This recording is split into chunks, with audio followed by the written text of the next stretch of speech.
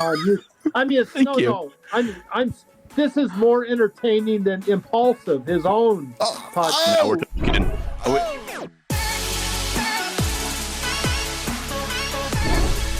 Turn on Do Not Disturb mode. You can't just like robot. Listen to me, phone. Are you guys ready? Yes. Welcome to May the Zoo Be With You, America's only double king podcast. We have not one kings, but two tonight. I am joined by the guest of honor, Little Monarch. You see her like peeking over. She's like, Old Little Monarch up to the camera. Like right now. She's like this. There's a. I would give it a 65% chance I am not in this podcast for the majority of the time. That's great. We're done. Look at It'll be the best podcast we've ever had. Why do we stop wearing these things? Look how warm she looks. Why is she so warm? Isn't it like 70 degrees in West Virginia right now? I don't think you understand West Virginia, but all right, continue.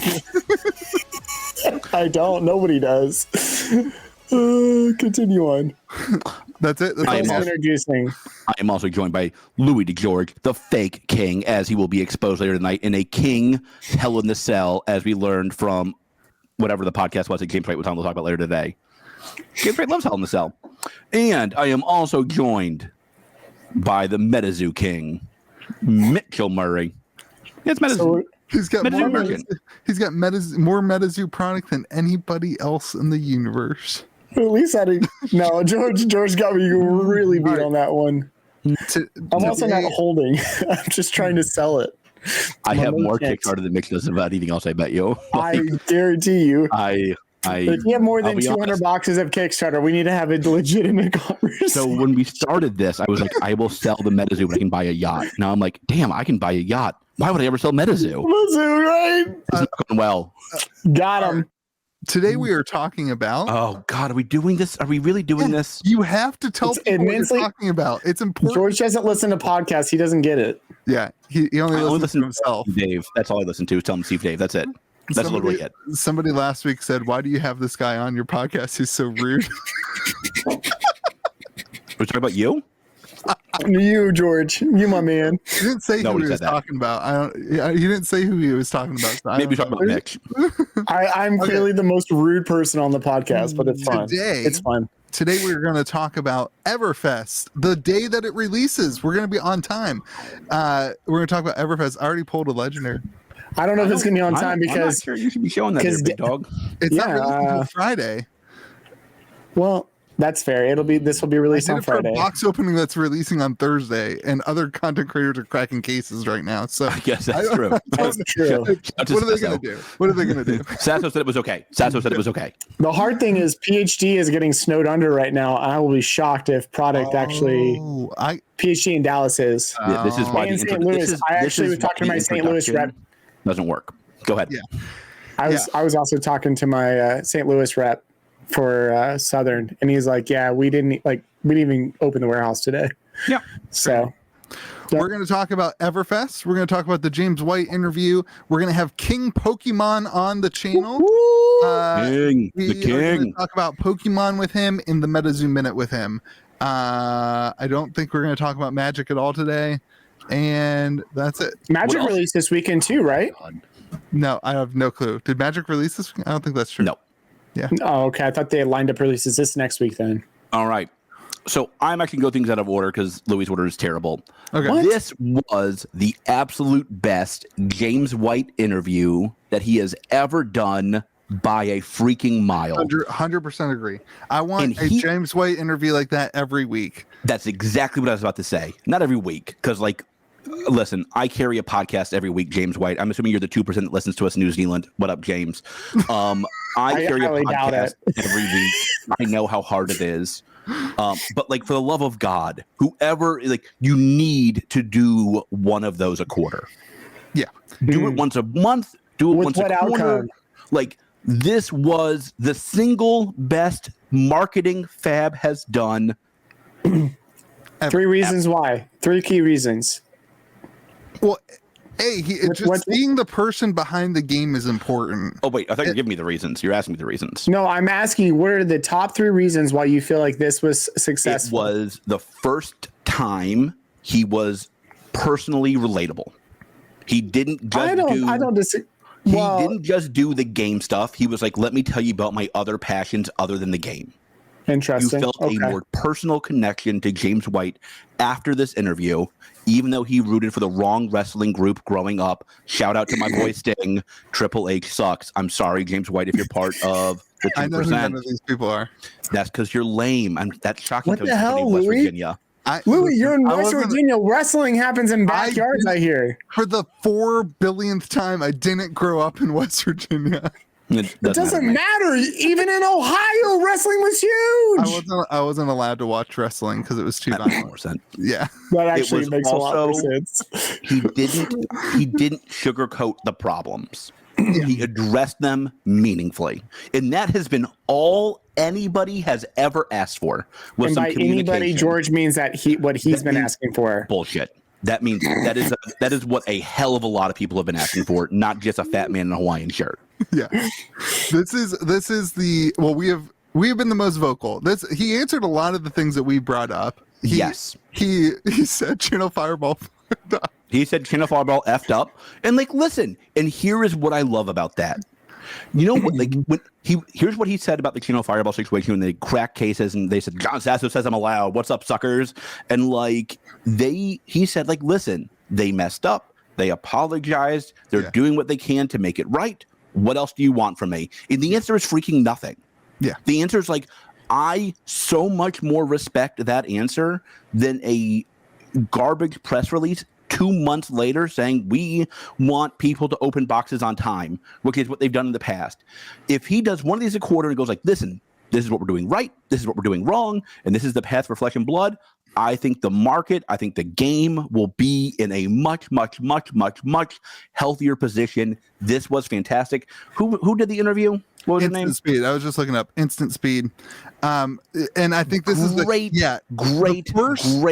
interview. This is the first interview that people have asked him real questions. Yes. This is the first interview that's been hey, I'm going to ask you tough questions. I'm going to ask you hit 8 community questions. This is everything I ever wanted when I wanted to do an interview with James White. This is everything that I wanted. This is everything I ever would have wanted to talk about. He got to live vicariously through that interview, which is great. Somebody finally asked him hard questions. It was no more pandering, and it was, hey, there's issues. And they talked about them. It was great. And it wasn't gotcha questions. It was real questions. I don't know if this is a shock to people, but not everything is perfect all the time, and it's important to make sure everybody knows that. God. For the first time, we had an honest conversation with LSS. This is great. Yes. No, wait. What Louis just said is exactly right.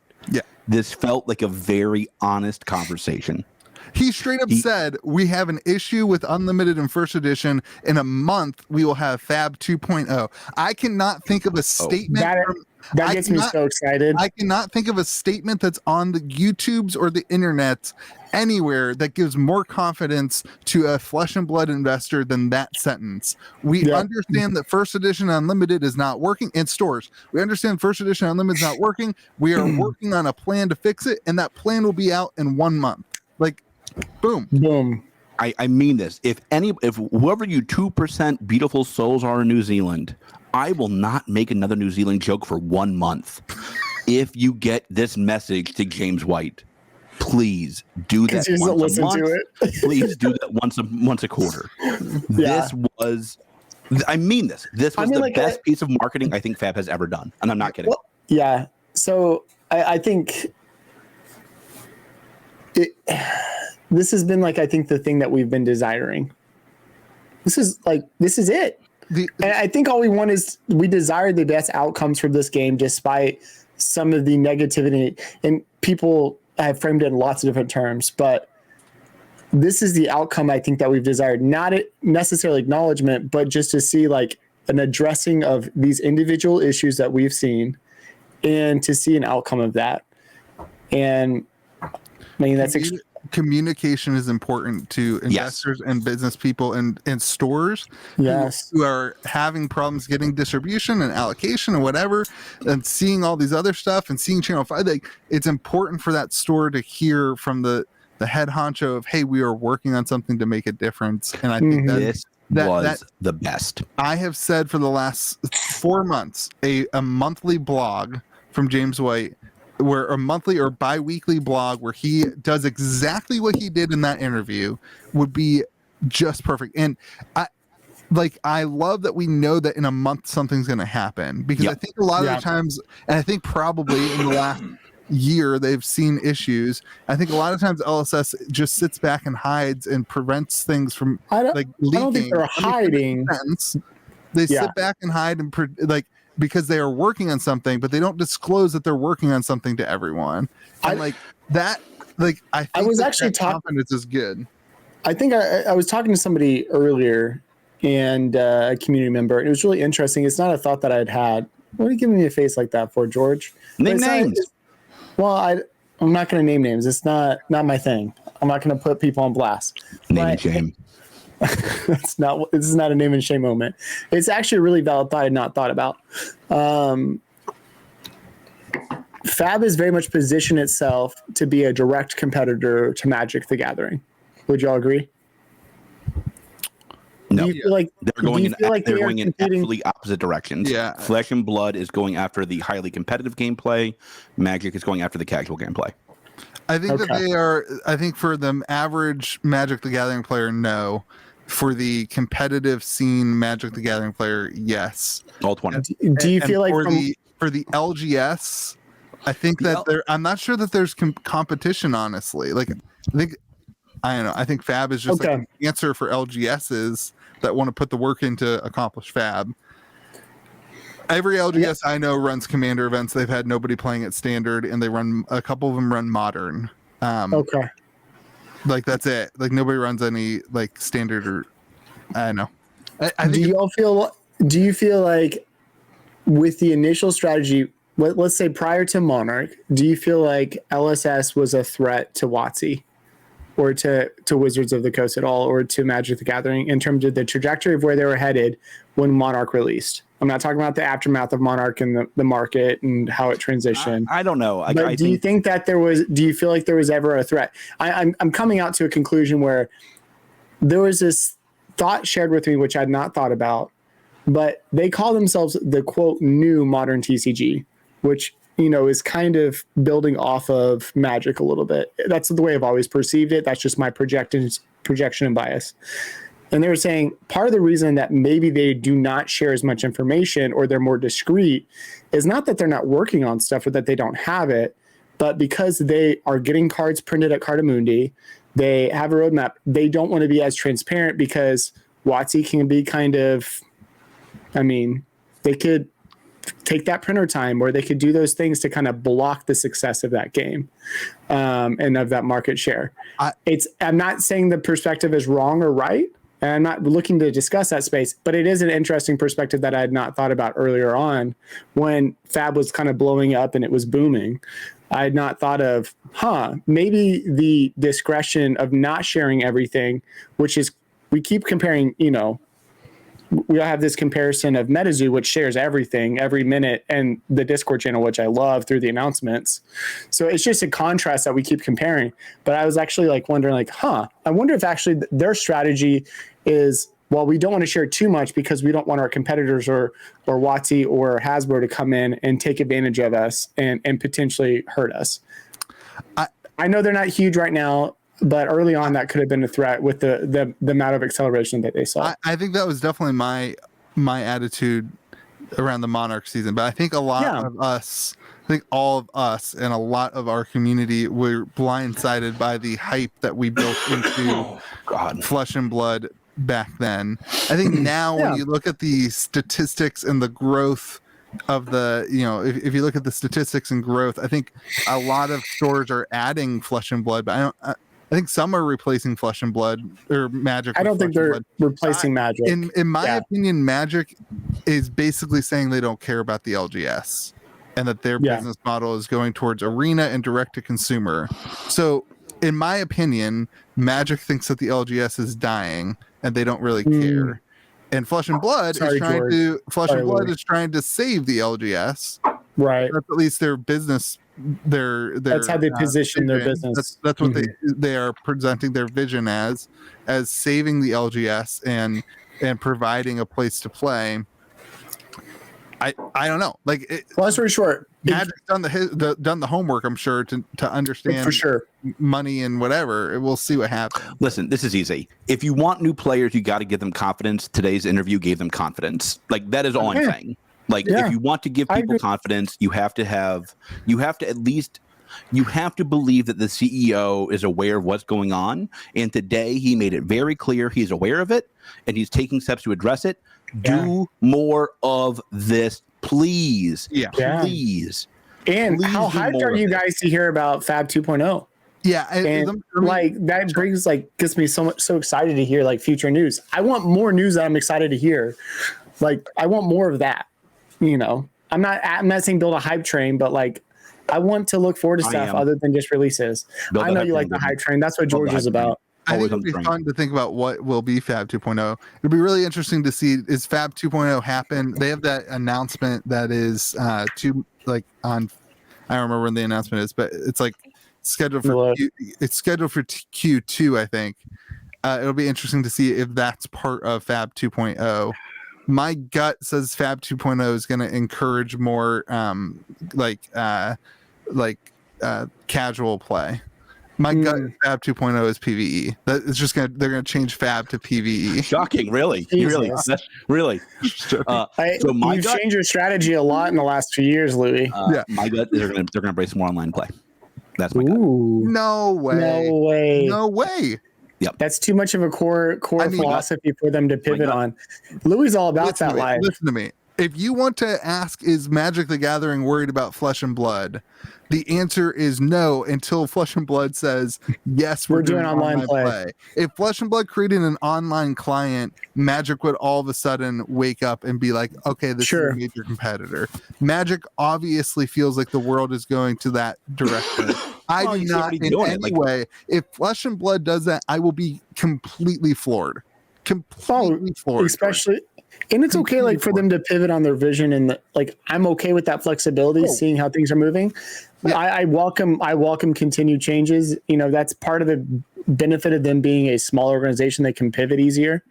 But I think it has to do probably more with print runs than anything else, or how they do printings. Yeah, I think this is the end of first. I think this is the end of First Unlimited, which is great. Which could be really fascinating. Yeah, that's great. First Unlimited has not worked the way they intended. Yeah. He said that himself. I agree. Also, listen, it'll help them sell some Tales Unlimited and Everfest Unlimited and some Monarch Unlimited. So I'm all about being able to sell some Tales Unlimited. Yeah, it'll be interesting to see. I do not think you're leaning towards an online client. No. I think you're going to see something online. I do. No, listen. I don't know what online client. I think they're going to allow more events to be held in Discord. That'd be great. I'm all for that. Yeah, that's different. Not going to be the way that it's going. I'm not thinking of an online physical environment where you're actually playing with digital cards and whatnot. No. I mean, I don't know. Listen, like Yu-Gi-Oh just launched their digital client and it's blown up. I heard it's just going bonkers. And so that's where I feel like, okay, like you are, and I am all for, I don't play Arena. I hate Arena. I will never touch Yu-Gi-Oh! Arena. I would play the daylights out of Flesh and Blood online. I don't want to get into the trading system and all that stuff with other assets, digital assets.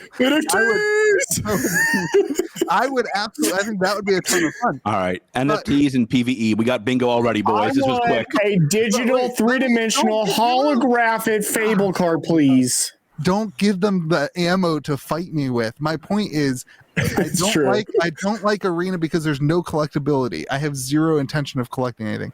I don't like the digital clients because it's not relatable. I just want to make GIFs of George's faces that he makes the entire podcast. I don't like Arena because you can't even talk against your opponent. I love the Discord idea because we have 35 people who play on Thursday nights that are friends. I can't stress that enough. Except for Ken. At the end of the night, they hang out, and I close out they make me leave it open to a pair of fifth round so that they can keep playing. They're friends and they love hanging out, and I believe in that. I don't think that LSS believes in that. Like, I don't think the LSS. I don't think that's fair, but They we'll find believe out. in that. They believe in that community. They don't. You're saying they don't believe in the Discord playing of cards in there. No, I think they are willing to make exceptions in order to keep the game growing. And when COVID happens, they have done a great job. They've done a great job of encouraging online play when there's not the ability to do in-person play. I'm not poo-pooing that. I do not see that as part of their business plan for the future, and I will be surprised if it's in 2.0. I would love it. I'm all about that. Absolutely love it if it is. I say your communities, I would say that having people playing and being friends and hanging out after, pairings, like that's what this is all about. They open boxes together. They like trade. What else are we doing? They play sealed. Like Ken buys, like multiple people of them buy sealed boxes and send them to each other so that they can play sealed games against each awesome. other. I mean, it's awesome. Wait, so Ken does have friends? Well, no, Ken has people to play against. Oh, okay. I'm just offended Ken has never invited me to play sealed with him. Oh, that was a mistake right there. Every night Ken messages me, asks me to play sealed. Okay. Sorry, I'll probably blow people's eardrums out. I'm really loud tonight. I agree. I want more of it, and I think a blog like that would like the issue with an interview with that. The issue with an interview with that is it's hard to share. Like, and I'm a content creator. Like, this is me saying that everything that I do is hard to share. It's hard to get somebody to watch a 35, 40 minute thing. No. But listen, let me finish. A weekly blog where somebody highlights where like that would be. I think that would be ecstatically amazing. You're shaking your head. No, George. No, you're wrong. Like, this is why that guy commented. Okay. How about this? There's a Metazoo minute, and people hate the crossover of Fab to Metazoo, but just bear with me. There's a Metazoo minute, metazoohq.com. All right.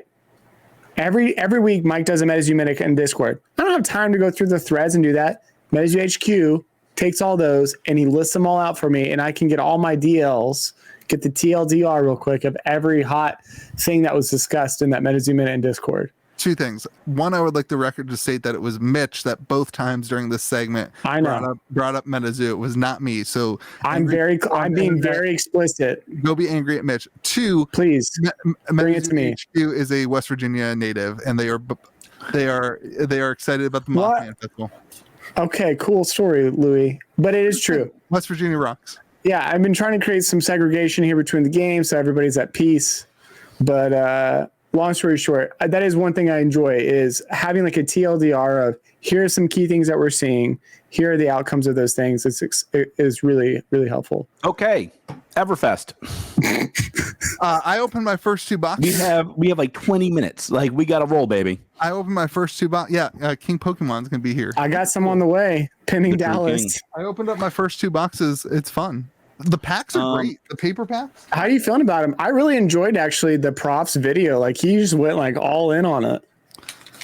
It is so funny to me that people were worried about the paper packs. Listen, why not? Struck me as something to be worried about. I tried to open one really carefully to be like, oh, you could like it crinkles like crazy. Like if you they don't wear well. Which is great because like if you do that, like there's no way like there's no way you can reseal that. You'd be able to see the reseal. Also, like who George, do you sell single packs at your store? Yeah. Oh, I don't do any of that. I don't do any of that for any game. I'm a better store. That doesn't surprise me. I never would ever think of it. Nobody wants to buy single packs of Fab. That's not true, dude. That was my entire childhood was buying single packs of Pokemon. Yeah, but Fab, it's like nobody does that because it's like, yo, you probably pulled the cold foil already. Like that would be the conversation all the time. They trust me, Louis. That's the difference between my store and your store. Okay, if I open up a box to sell packs and then like 3 packs in, somebody pulled the cold foil. Nobody else. I got a refund. Packs. Why would they? Anyway, my point. Not all of us open for value. We open for the cards we need, Louis. There's a difference between me and you. All you care about. Yeah, I did buy a pack of Alpha. I bought a singular pack of Alpha from an Alpha case or of Alpha box. We'll see how it goes. I'll let y'all know. If it's Louis opening it, I don't trust him because we saw how he did on my Metazoo stream. But Fab TCG is opening for me now, Louis. I'm talking trash, but I won. Could you possibly? I did win the race, though. I did win the race. I won the duck race. You did. All right. So, what's your favorite card in Everfest? Wow, this is a bad one. I got to keep you bozos on task. This is awful. Do you like that one? It does look really sweet. That's the new mech equipment, right? If you're not specking on this for PvE, no, it's a merchant. Oh my god! If you're not specking on this for PvE, you're doing the Kitchen Table TCG experience wrong, person. Well, I think that's what we're all worried about here, Louis. So there's at least three versions of Bravo. At least three versions. The Bravo looks sweet. The full art Bravo, non-foil Bravo, cold foil Bravo, full art Bravo, and then really full art Bravo. Wait, right? I thought the full art Bravo and the cold foil Bravo were the same thing. Wait, it again? Yeah. The back of the cold foil Bravo is the full art Bravo. Like it's what it looks like in the. That was my understanding. I thought not all of them were double-sided, but we're all guessing. We have that is correct. I don't think there's an altar. Seen one pulled on camera, have we? Me neither. Yeah. I don't. And as of today, at Wednesday night, we have not actually seen one pulled on camera. So I'm not even convinced that we don't. And the bottom of that card was not shown. I think it's going to be the LGS promo. No. I don't know. No way. The bottom of the card was left off. Now give me full out drippy Bravo. I'm all about it. Well, that's why. Like, can they even print the cold foil again with the? Yes, we went over this. You're allowed to. No, you tried to explain it to me, and I just couldn't understand it. You can't reprint cold foils that are in a different set, but it's not a reprint if it's the first. It's not a reprint. It's also not a reprint if it's a different Bravo. I'm saying you can't print it as a cold foil showstopper Bravo promo if it's in the set. You can't print it as a promo. Wait. Oh, I see what you're saying. That's what I'm saying. You're saying that there's a green promo icon that nobody has seen before. Yeah, we haven't seen the bottom of it. So my question was, can it be the promo icon? And I think the answer is no, because you can't print a cold foil card that's in the set. You can't do it. Right. Promos don't go into actual sets. Right. Yeah. Okay. I think we're all in agreement with that. I'm excited to open it whenever it gets here. I love that they did more than one Bravo. I thought that was really smart of them. Altar Bravos. I like that a lot. I don't think I think that's the speculation. The normal one and the cold foil one. The cold foil one. I don't think there's like 5 Bravos. I think there's going to be more than 2. I think the cold foil Bravo on the back of it is a full Bravo art, just like it is whenever you get the starter decks. How am I supposed to make a collection tracker for this crap? Like, how many different variants are that can't possibly? Why do you think a collection tracker? Hold on. He said in the interview that he didn't want all these different variants. It's not happening. You're wrong. There's not 5 variants. No, hold on. I got the information that we were looking for actually. Oh my god. You guys, you keep talking. Go. You're good. Everybody I've talked to is very confused by the set, not in a positive or negative way, but in a way that's like, this is going to take us a lot of time to understand what is actually good in the set. The only thing is, like, I keep hearing from, like, it's funny, I have changed my tune on the Fable. I did not think the Fable was very strong. All the players I trust are like, dude, we all got to play with this Fable. I've heard that. I haven't heard that, but I have. I've heard that about Guardian. That Bravo is it's a Guardian card, Louis. So I would assume that the Fable. The issue with the Fable is it can't block, and it kind of locks you into just pitching. It's kind of it can be a dead card. I think. I mean, when I first saw it, I was like, oh crap! Like, this is gonna be a $3,000 deck, and it's gonna win all the tournaments. And then when the Magic the Gathering player who wants to transition into Fab looks up the top, it's gonna be salty. It's gonna be $3,000, and they're like, I can't afford to play this game. And that's like the worst case scenario for me. The best case scenario is I hope that it doesn't get played, and so it's not in the top deck list. But like, I had this conversation with Sean, because I was like, I don't know, like, my attitude as a Magic player was much different than like a competitive player. I looked up the deck lists, I took the top deck list, and I built it because I am what's called a net decker, and I am the worst type of TCG player.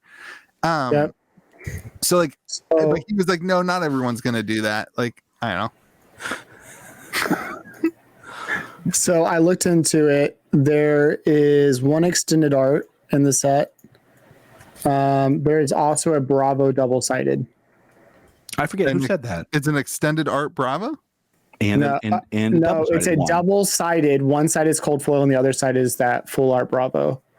So it's double-sided card, first part's cold foil, the other side is that. And then there are actually multiple extended arts. And when I say extended art, I mean more explicitly, like you can see like the text coming through, like what was that, Monarch? Yeah. Yep. George, you're wrong. You're saying that you were right, and you're wrong. There's only two versions of Bravo. There's two Bravos, normal Bravo, and then a cold foil Bravo, and the backside of the cold foil Bravo is full. I have the entire card database. You're wrong. Boom, roasted. Who carries the podcast now, George?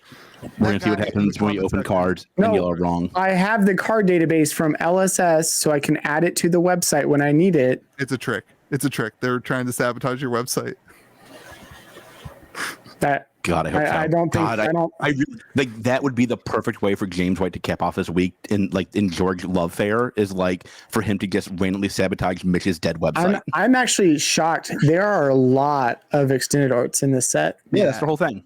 I liked it. I got one in one of the boxes I opened. I think you get one. I think you're averaging 1 EA per box and 2 cold foils per box. I'm actually, I'm kind of jacked for all the different cold foils. So, like, here's my thing with the cold foils. Like, at some point, are we saturating the market with cold foils to not make them special? That's my. Oh no, there'll still be special ones, but I don't. I know. You could say the same thing for cold foil commons, Louis. Listen, so I remember when cold foil commons and rares were like $5 and $10, and like. I was like, oh man, like that was before the game had taken off. I was like, that seems like whatever. I didn't buy them, and like now I regret that. And now commons or cold foil commons and rares are like $5 or $10 again, and I'm like, ooh, what does that mean? Like, what does that mean? And I don't know. I like 1 cold foil per box. 2 cold foil per box to me does too much. Oh, boo this man in the comments. I want everybody in the comment section to tell Louis how wrong he is. Why? Because I love cold foils. I want more cold foils. What a dumb statement. I want all the cold foils. But like, I'm like the type of guy where like I don't like a foil in every pack. Like, okay. You can be wrong on more than one occasion. That's fine. I like the old Magic boxes that are like. All right, Grandpa. All right, Grandpa. Like back in the 1920s, I know that was a big deal to you, but now. I'm not being negative. I have an opinion. I'm allowed to have a damn opinion. Now, listen, this is the most I've sworn on any podcast or video. It's great because I we need to get him on in the evening more. I told you before the podcast that you looked like you were super cranky, and I'm very glad that like you were bearing this out in front of everybody. George is wearing on you too hard, Louis. Just tail it back. Today, I got my kids in the car, and I just started driving. I was like, I gotta get out of the house. I was like, I gotta get out of the house. I'm excited on this set, guys. I'm excited. All right. So you think the merchant palms are going to do anything?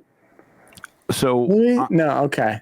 No, I think listen, here's the other thing I like about the set. If I could pick, there's 2 things there's 3 things I really like about the set and one I don't love. The biggest thing I love is that they put the power in the majestic slot, not the legendary slot. The Majestics are rare. Do you think this might be one of the more powerful fables that we have? I think the fable, I'm hearing different things, but I keep hearing people are going to play it a lot because it's again only if you're able to. Louis, I apologize for not saying that earlier. I don't think you can run this as ninja. I apologize, Louis, for not making that clearer. I keep hearing that the Guardians are going to run it, but listen, I don't think it's going to be that expensive of a fable, frankly. I don't think it's going to be a $500 fable. I think it'll be a $300 fable. In the long run. Maybe long run. I think that's a good way of putting it. I think in the first week it'll be $10,000 because some idiot's going to put it on eBay and everybody's going to FOMO into it. It was your old business model. You know it better than anybody. Now it's going to be a lot more he's dunking on us, but we were always below market. On week 4, it's not going to be it's not going to be $1,000 fable. That won't happen.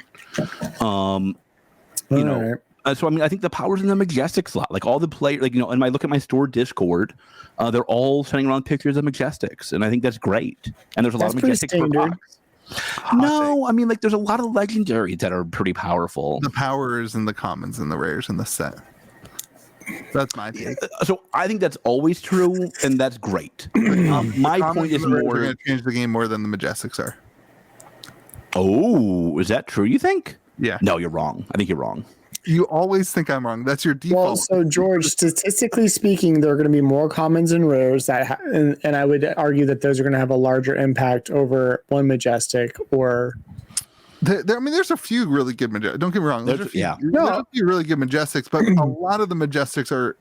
I think a lot of the majestics are future things. Like, you have Flood of Force, which comes out in Crew, and everyone's like, nothing. It does nothing. It's the worst card ever printed. Yes, it sucks, and then Everfest, uses it. So like a lot of these cards are going to be used for PvE, and that's when they're going to skyrocket. Oh my god! So, all right. PvE is getting close to NFT for me. I'm just going to lay it out there. We're talking about acronyms. I'm seeing some adjacent anomalies here. Just saying. Listen, PvE has to happen soon. I'm out of patience. I cannot be a content creator anymore until PvE is a thing. All my content planned for this entire month has been PvE. I have 5 videos recorded about celebrating. I have 5 different takes on PvE made before PvE is even announced. That's great content, I'm sure. Enthralling George, things that are about I'm just going to say it here now. If PvE ever hits, we will never, ever this stop will be the end of the podcast. James White, if you want to really kill the podcast, just release PvE. Actually, yeah. I know you hate this podcast, so if you just want to go ahead and just release PvE, George and I are out. Deuces. It'll be a Louis PvE podcast. The first thing we're going to talk about the Pro Tour announcement. The first thing that's pretty stonks too. The first thing that went through my mind when Pro Tour was announced. Well, the first thing that went in my mind was, dang it wasn't a PvE announcement. I literally skimmed it. I skimmed the article the first time to see if they said anything about PvE at the Pro Tour. You just like a command F to see like PvE, player versus environment. Announce PvE in the middle of the Pro Tour announcement. They could have it. Like, what are you thinking? I just want a casual way to play this game. Here's all the professional tour stuff. Oh, at the end, P.S. Here's the PvE. We're gonna give $100,000 to a dude, and then hey, Louis, PSS. We finally did PvE. It's coming to this Pro Tour in Cincinnati. $100,000 or PvE? I'm going this way. That's all I'm saying. I think your priorities are wrong, but we also know that we know who the lead player is in this podcast, and it's not me. Yeah. I want you to know, so as I don't think anybody, first of all, thank everybody for that lovely note. I got COVID last week, and I had to miss my Farewell to Wraith event. And nobody sent you a note. A lot of people did. So I could add this. The night before, real, isn't it? The night before the podcast, I texted Mick and Louie and said, I have 102-degree fever and don't feel very good. And Mick sent back, something back, very nice, and said, oh, George, I hope you're feeling better. I hope you don't have COVID. I hope you're doing okay. And Louie said, get over it. I think you're faking it. 100%. That's actually how it went. I appreciate the candidness. He's like, hey, no lie, I did say that. And at your funeral, I would have poked you. I would have poked you to make sure that you were dead. And at your funeral, I hope it's not a closed casket, so I can see all your Mothmans and your Kickstarter boxes, and I might just slip one for myself. Did you leave in our will for Louie and I, like at least just one non-all box? I left y'all something. Don't worry. And it's not a god.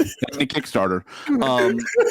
So I had to miss my Farewell to Wraith event. It's gonna be what's that box of magic that you can't sell? Oh my god! You're gonna get all this Crimson Vow. Don't worry. Now we have double feature, which is cards nobody wants in black and white. Oh my god! That magic. Oh my gosh! I got 10 of those boxes. I can't do anything with them. I made my sword draft it. I was like, you guys draft this, or I'm closing. I have two separate friends that both. Wow, that's like letters. More than I thought you had. They both have letters. They both have letters that they told their wife to hold on to if they die. And in the letter, it says, bring all of your stuff to Louis. He will help you sell it. all my stuff to Louis. He will help you sell it. Don't trust anybody else.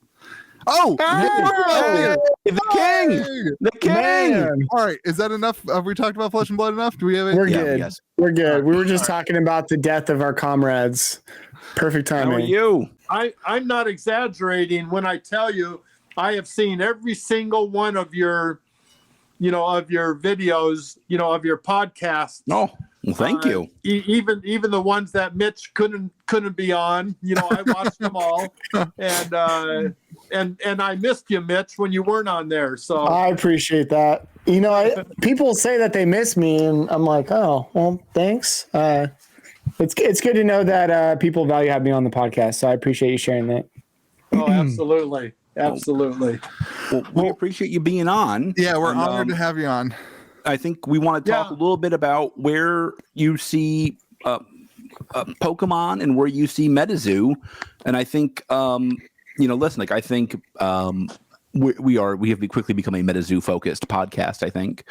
And we compared to Pokemon, and we want to hear where you think the zoo is heading in 2022, the year of the zoo, as we call it. Well, I'll tell you what, as far as what I think of Metazoo, I'm kind of a historical buff. I've actually been to cryptid museums in my life, and anytime there would be a documentary or a show about one of the cryptids, I always watched them.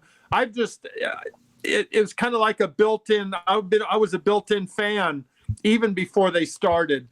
So when I heard about it and I heard about the Kickstarter, I thought, this is cool.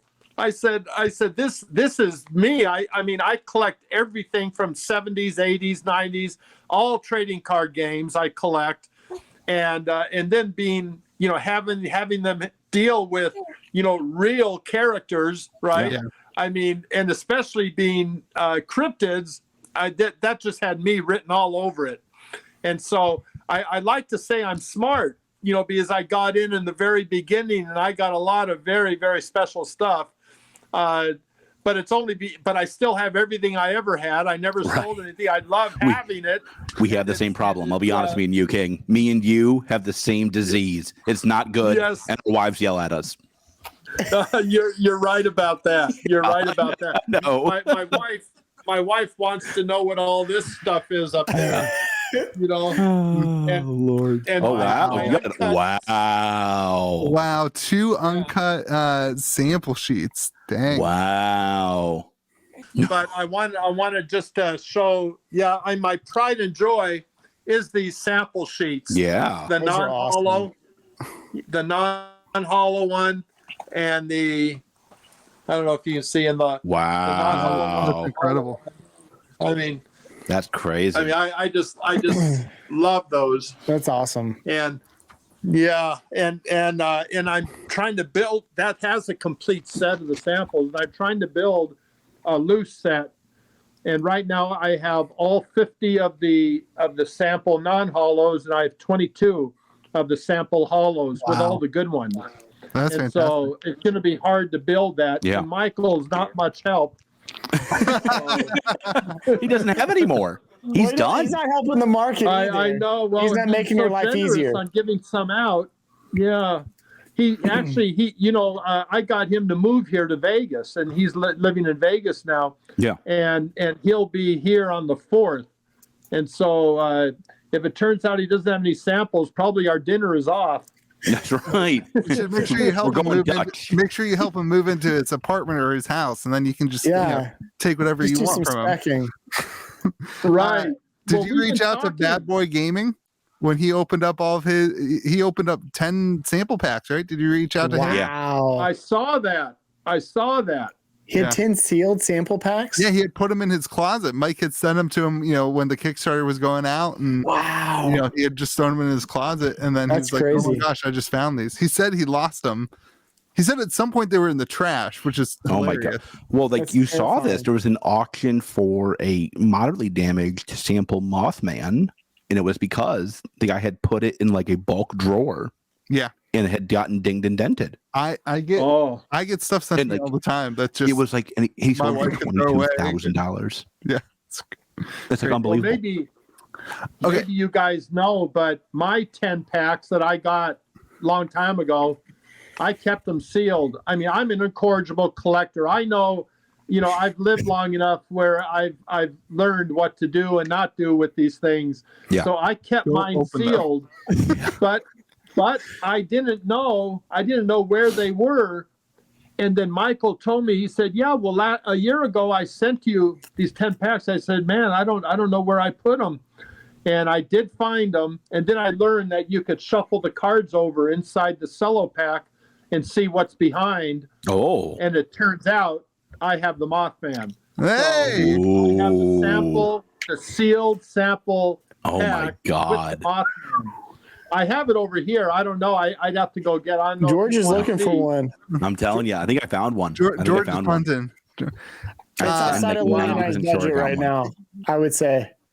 We don't have enough life savings to get into it. I want one so bad. Let me ask you, you started out with Pokemon way back, right? What are the takeaways from that you see similarities to what Mike is doing with Metazoo? I'm curious, like somebody you've been around in the industry longer than I'm alive. Yeah. So congratulations, you've been in for more than 18 years, King Pokemon. I'm very proud of you.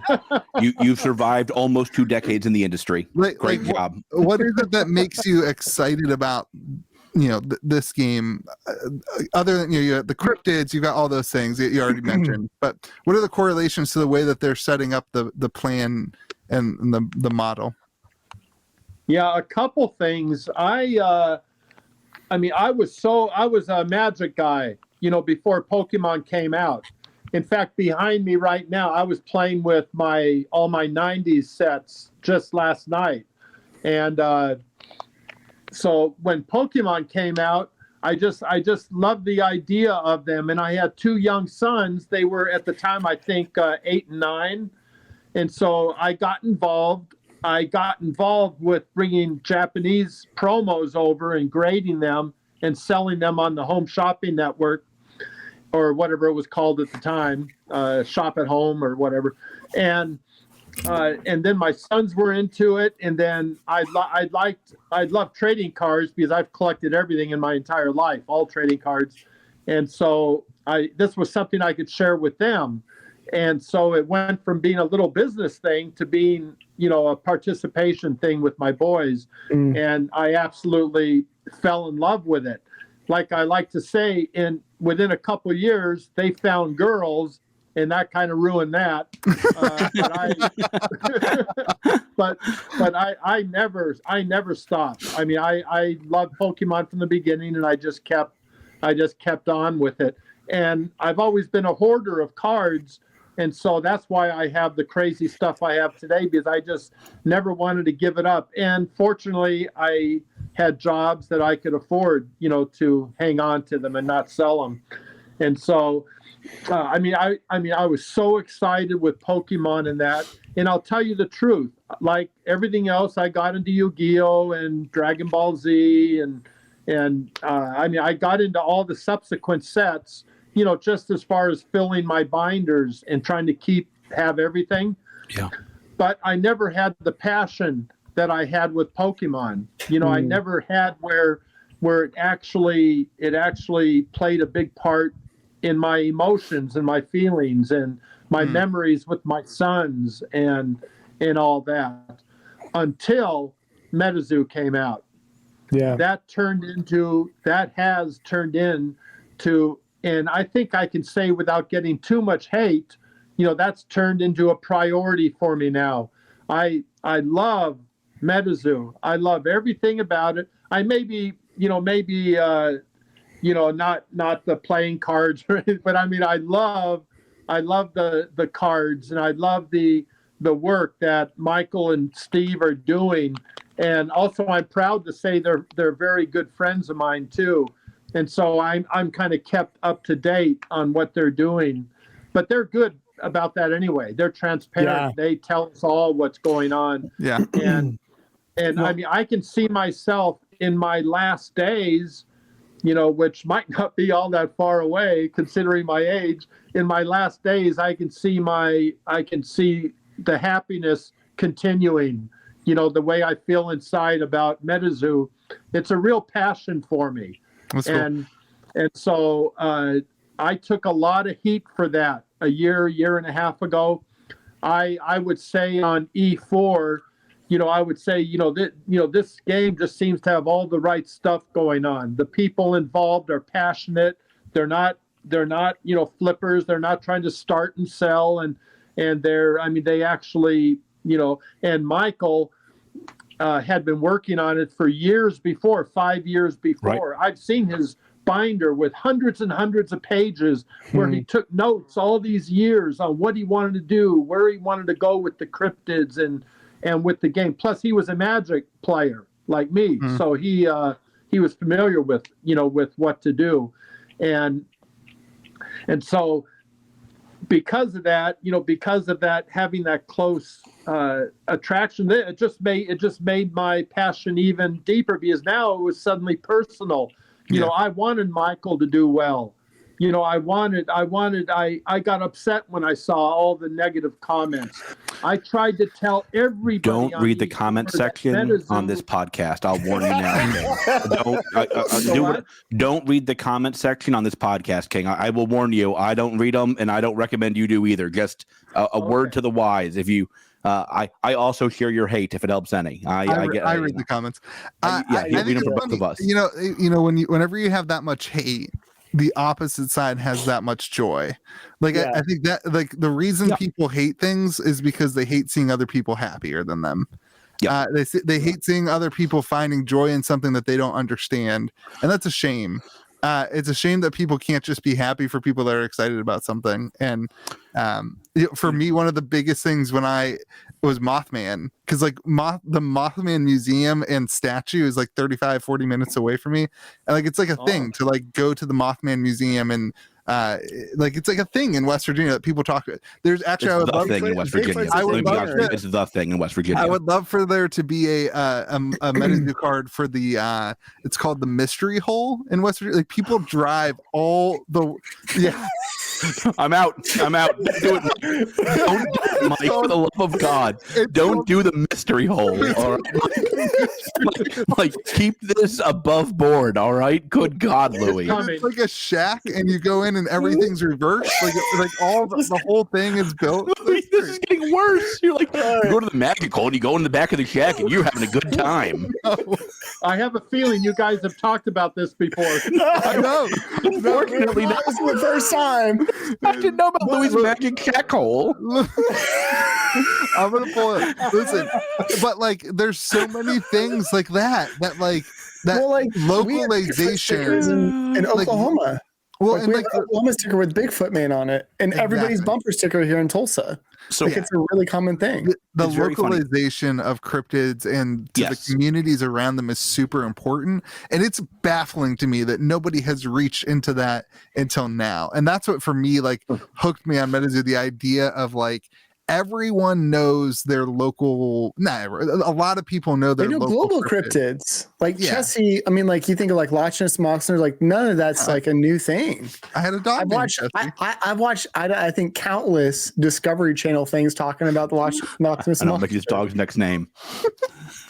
Ruby. What's your other dog? So if you don't know, King, your other dog name? Mick stole my dog's name for his dog's name. I also will let you know a lot of people have named their dogs Ruby. Hey, do you know? I know you both do. I saw that. Obviously, I saw that. Yeah. And I mean, I don't know what to think about that. It's not good. I'll just tell you this: I named my dog without context of knowing what his dog name was. That's because you obviously don't. I gotta ask you. I know you. I don't pay attention to. I don't pay attention to George talking to his dog. No, that's not a normal thing. I just ignore him talking to his dog. No, I got that impression that was a random thing, or that was just something that happened. I got to ask you something, Nick. Why are you Nick and Mitch? Who's Nick? Am I Nick? No. Why is Nick? I mean, I know on one of the podcasts you called him Mitch and then Nick. Oh, probably just messed up somewhere. We're probably just idiots. I don't want to three bozos. That was George. Probably George. Hey, I've called him worse behind his back. I promise you. That's probably true. Yeah, I don't doubt that. So let me ask you that. So me and you, I think, shared. So it's very funny. I look back. My first text to Mike was asking him if I could invest in Metazoo. Literally. And he chose somebody named Aoki over me. I don't know if that Aoki guy's ever going to become anything or not. I don't know. There's a few games I've chose Aoki over you. It's weird. It's brutal. It's brutal. I gotta Aoki text me what games you're into next. I know not to talk to that designer. And and here is what, and this was before my trip to Florida where I was like, I'm all in.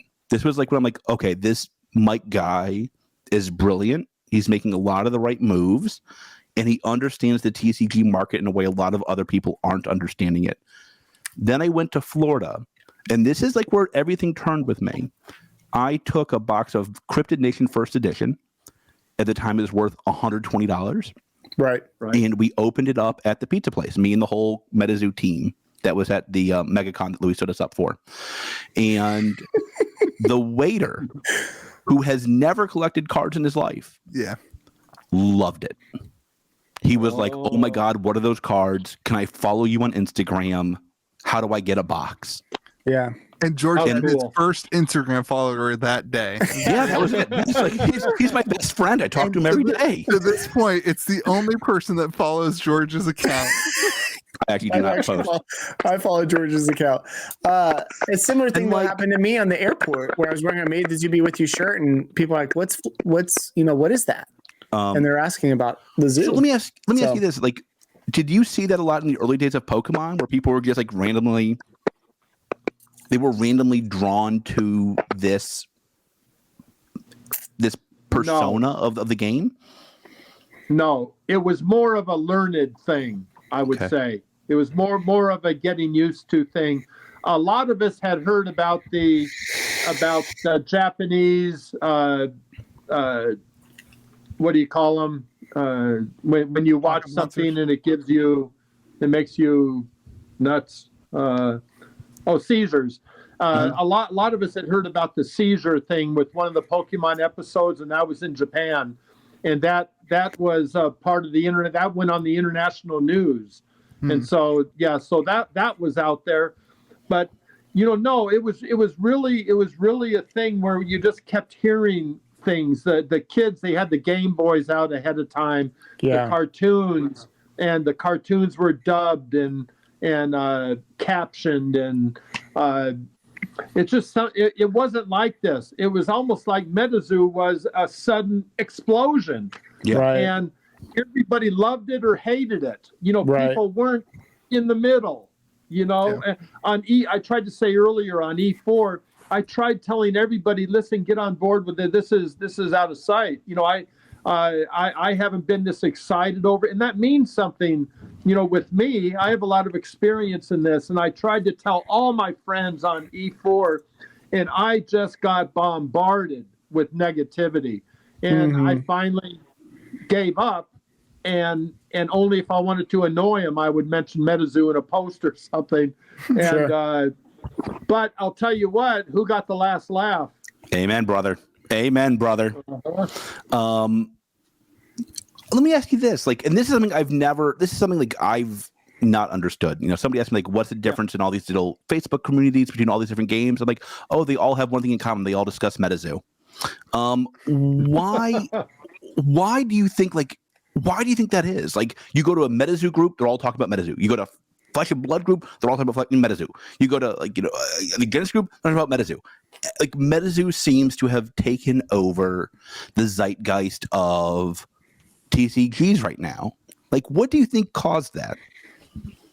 Well, I really, honestly, George, I believe it's unprecedented. I've never seen this kind of a reaction in all and I go back to the 60s TV show trading cards, the Addams Family, the Munsters, the Lost in Space. I go back to all, and I have all those in storage. I have all those sets. I have never seen what happened here happen before. I really don't know what caused that. I have no experience. I've never seen anything like this before, and of course, I think a lot of it has to do with Michael, with the way he's handled it. And I mean, he's had it a little bit hard. He used to call me, he calls me, but he used to call me about this. when he would be getting dejected, and he would say, Gary, I don't understand why this is happening and that is happening. Why do people hate Metazoo, or why do they hate me? And that he would, and I know Michael's going to be watching this, right? Mm-hmm. He would actually call me out, and I would kind of talk him down. I would tell him I'm the least tech savvy person on the planet, but I've learned that if people are casting shade and in a lot of heat, not to reply. This I learned from some good people. Not just don't reply, because in my generation we fought back. In my generation, you hit me, I hit you, and it's not like that. You can't win apparently by doing that. I just passed that on to Michael. I told him. Yeah, Louis might need to get your number after this. You're on the right path. Just keep doing what you're doing. Anytime you just want to go out and chill, go out to dinner, just let me know. We'll go do stuff. Nothing to do with Metazoo. Just don't let it detour you. That was my main point. Well, it's also like, let it change anything, because it means nothing. It's also like you're winning. Like, they're not talking, like the second, I saw like the person who runs a couple of the other games, PR, they did a hit piece on Metazoo, yesterday. And it's like, that tells you you're winning. Like the fact that people who work for other games are taking the time to talk about your game, it's proving that Metazoo is a meaningful threat to all of these games. Right. Yes, that's that, and I think a lot of that is why the Pokemon community, was either hot or cold, because I guess they're scared. Take away market share or something. Well, doggone it. Let's enjoy this all together. We don't have to love the same thing. Right. It's. Do you feel like the Pokemon community is still that way? Just all you have to do is go on E4 and make a Metazoo post, and you'll see. Huh. Louis is going to do that tonight. I'll warn you right now, King.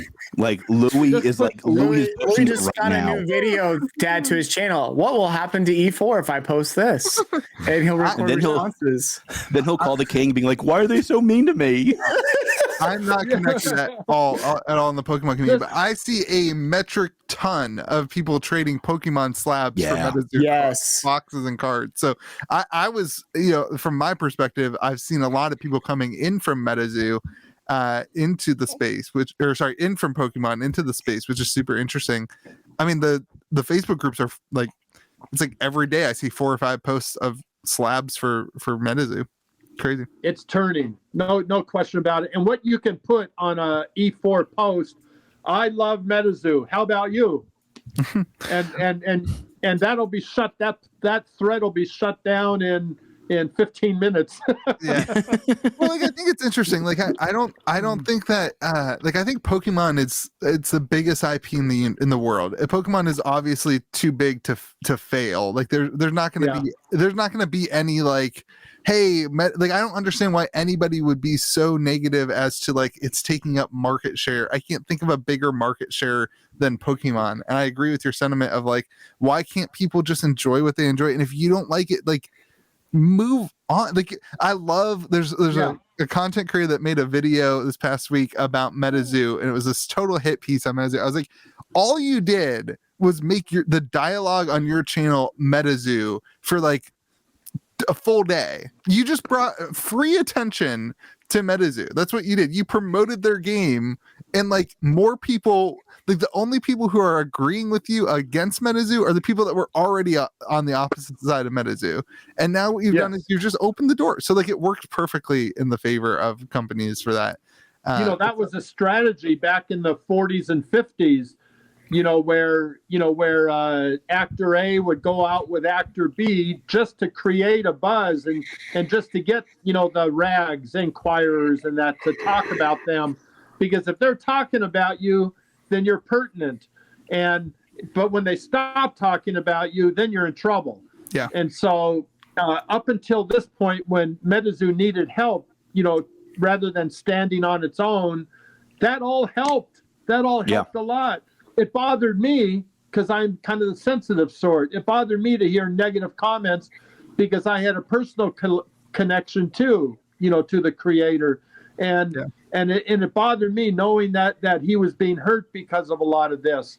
But listen, if they weren't doing that, it wouldn't be as successful as it is. And now it's like you're saying, Louis, it's toning down. It's getting less and less because the franchise is getting bigger and bigger and bigger, and now they're going by the wayside and looking out the window, while you guys and me are reaping the benefits. So, well, it's like not even about the benefits either. Like, it's just, to me, it's like, why can't communities just exist? Why can't people just be excited for something? And like the misinformation too, that like people saying like it's impossible to play the game because the cards are too expensive, when it has this, like, literally of any TCG right now, the most affordable cards, the most affordable like main decks. Like, it's just like the misinformation, like we talked about the what's his name's video last week,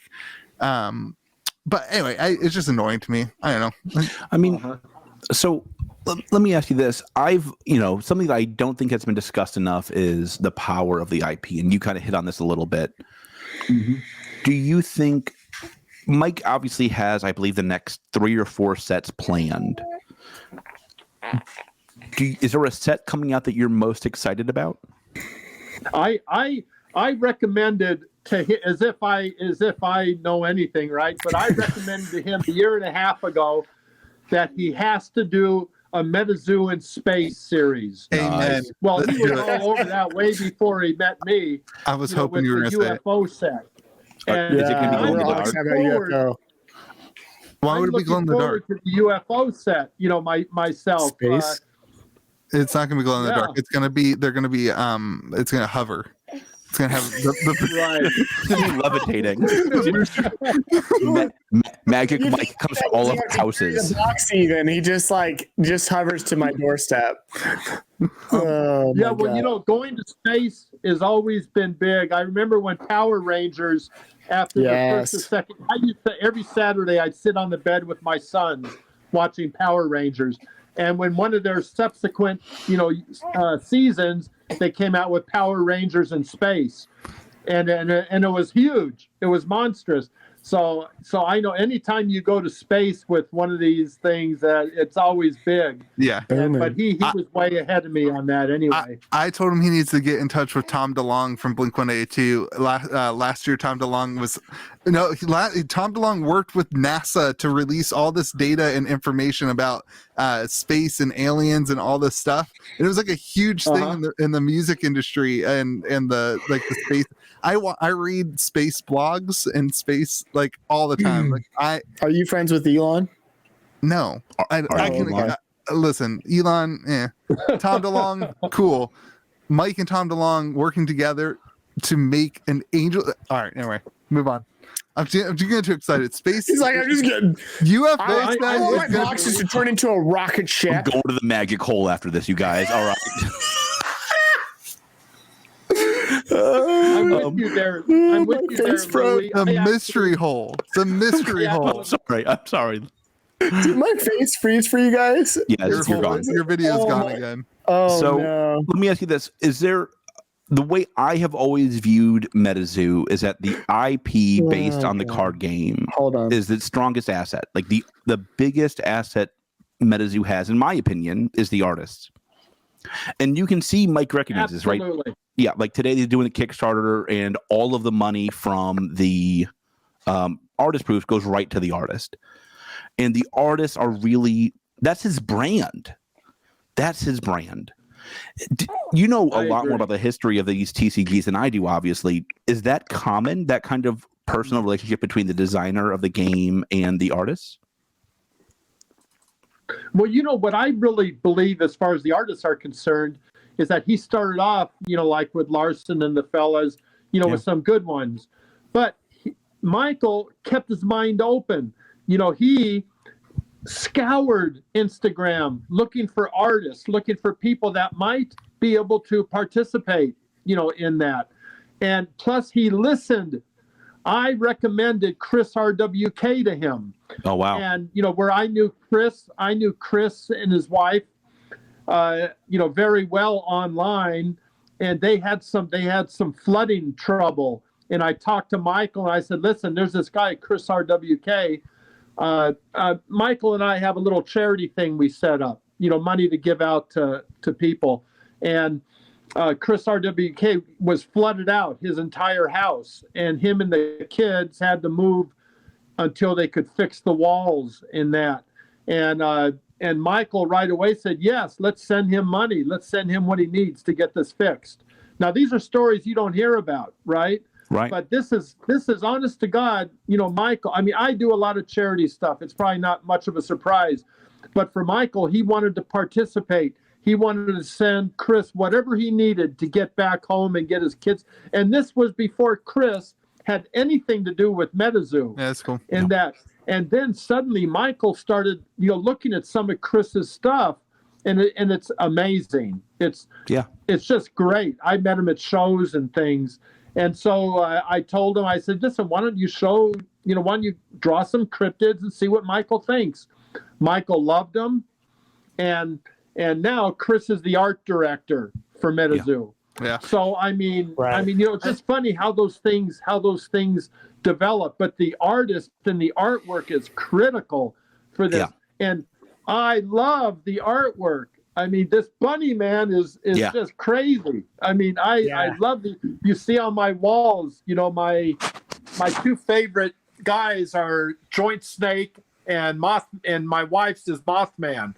And so we had a guy in acrylic do a Mothman Joint Snake picture. Oh, that's cool. And then Devin, Metazoo Dev, my son, he likes Mothman, so he had this acrylic made. And so the artwork, the artwork is extremely important, and how anybody can have anything negative to say about that doesn't remember the early days of Pokemon. Right. I mean, what we used to hear about Diglett and, I mean, they just don't get it. It's not always only about the artwork. It's about the story, and it's about the memories and the passion that's put behind it. And Michael loves the artists. Yeah, absolutely. I think artwork in TCGs is way more about being true to brand and true to style than it is about like being a specific type. Like, obviously there's people who hate new Magic the Gathering artwork because it's digital, right? And people complain about that and they wish it was, the artwork is always in the eye of the beholder. I think the important thing for Metazoo or any TCG really is like stay on brand with your art, lean into it, do it more, and like I think Metazoo, like the new DimMac cards that are popping up on, like, I'm stoked. Tomorrow my DimMac shirts get here, and I am stoked. Dude, George, I get all my stuff before Mike, what are you doing to me? Mike loves me. God almighty. This is embarrassing for me. This is awful. My stuff is on the way. Yeah. Actually, I asked talented people. I actually asked them to cancel your order, and they were like, "Yeah, absolutely." No, Mike wouldn't do that to me. I mean, they probably ship them in order of people's like size, and the bigger your order, the later it ships, and that's why there's always the last one. The bigger should be the cheaper. That's what I'm saying. King gets it. So, I mean, I guess I bought a print from Lily, the new Metazoo artist, a couple days ago. Yeah, of course. It's like funny. Like my wife's going to bed, so I can say this now. Like, he's convinced I have a problem. Like I bought George. You do have a problem. How many boxes did you buy this week? I got the max, of course, for the playing cards. Of course, I got the max and every add-on. I have. My wife counted. I have 365 Metazoo pins in my house right now. Why? Whoa.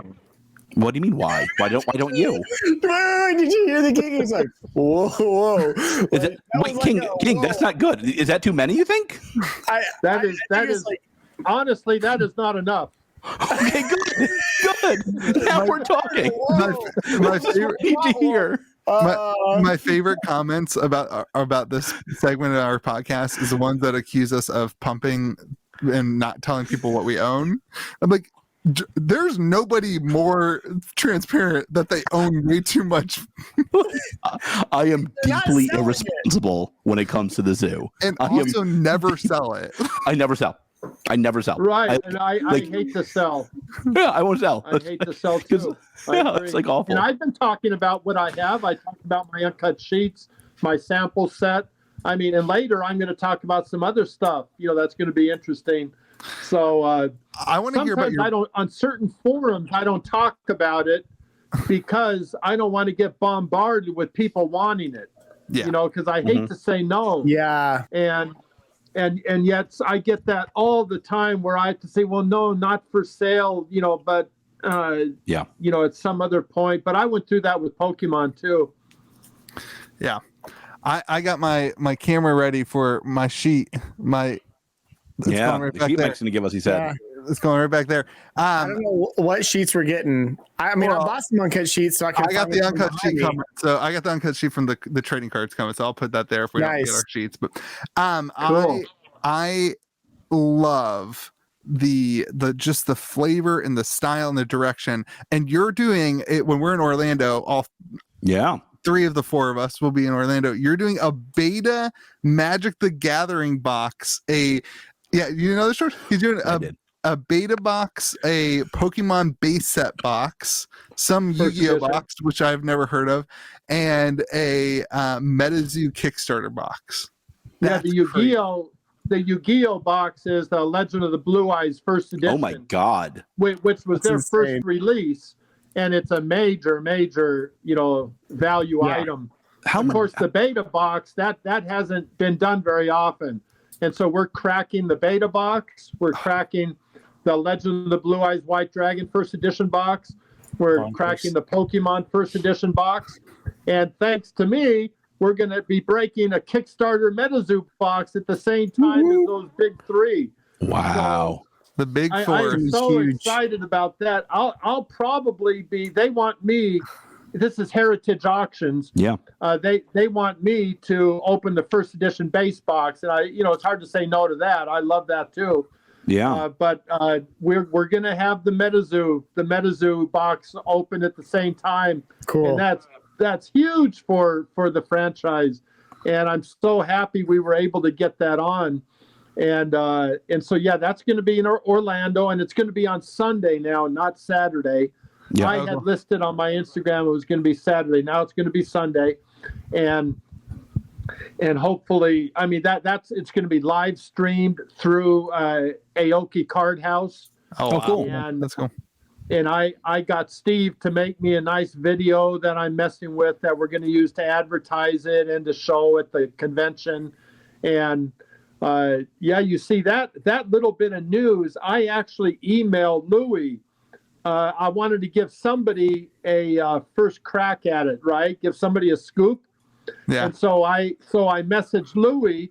I emailed Louis to let him know that I have a big announcement that this is going to be, and I want you to know it first. Yeah. Now, don't get mad at Louis. It went right in my email with the other 3,000 unread messages. Right. And George, do you want to get angry at Louis? Oh yeah, I always am. I love that. Yeah. Okay. Well, I also put in that email that I have a bigger scoop for George. Now we're talking. Oh, And so I want to get George's contact in. Sorry, Louis. I want to get George's contact info, so I can, give him something to scoop that you're going to find out in a little while what it is. It's crazy. man. It's Now I'm crazy. excited. This is great. Yeah, I know. George But loves Louis scoopies. didn't see it, and so I contacted him on Instagram or something, and we finally. Saw that 4 or hooked 5 up, days later, and Yeah. You're doing great, Louis. You're Look, really man. you're really on top of this. I'm holding a baby during our podcast. Like, this is my life. You're doing great, boss. I'm Look playing at hard that. to get. Yeah. You're playing hard to get with King Yeah. Pokemon. Smart Yeah. move. Smart move. Hey, he's on our make sure podcast. that's true. That's true. Always make sure those that are more successful really have to work to get a hold of you. That's big brain. Why do you think I haven't Why responded to have an Logan email Paul's if you're email? not going to check it? I've got an email from Logan Paul too. I'm playing hard to get. Yeah, there you go. Yeah, that's right. exactly. I can guarantee as soon as Logan Paul emails you, he's going to be on that. God, my Yeah, but my I'm froze gonna. again. I mean, that Go didn't ahead. work out, but but that's okay. That's all right. I'll message you after this. I'll get you my real contact info so that we can hang out. Your contact info. Yeah, All right, good. Good. Message me. So Are let me ask you you ready this. for that big news? Yeah, let's do it. Yeah. Let's do it. Well, no, go ahead. Is You that go just first. No, news no, go George, for or it. does he get to share it with us? Now I want the news. Okay, because nobody knows this. Okay, Oh, my goodness. so we're gonna scoop this all together. Yeah. And see, I don't have a music thing, suspense sound or anything. I don't know how to do that. Drum roll. Louis will add it in post. Louis loves doing post production, so he'll add it. Don't worry. Louis loves doing post. Just post it, Louis. It'll be fine. All right. So Drum rolls. maybe a moment of silence first. Give Louis a chance to put in his music. Okay. Now this is what's going to happen after Orlando. Now the thing we were just talking about, the box breaks that are just crazy, right? How many people have seen a beta box opened, right? Well, all four of these are going to be opened at the same time on stage at Collecticon Orlando, and so Metazoo, of course, Metazoo, Michael and I put together, where it's going to be just a Kickstarter box because there's no better box than that right now with Metazoo and that. And of course, all the proceeds are going to charity, like always. And that's something people don't realize about the charitable side, that Michael helps participate in. And I mean, I couldn't be more sincere about that. In fact, I get a little misty-eyed because it goes towards our autism charities. And that little girl you keep seeing popping in, my daughter, she has autism, but she has the benefits, that a lot of people don't have. And so these things go towards charity, and that's important to me. But it's even really super important to Michael. And so I really want that to be said because it just means the world to me. And he helps us so much. So get this. There's going to be a heritage. I hope I can talk about this. Yeah, you're allowed to. John Sasso said it's okay.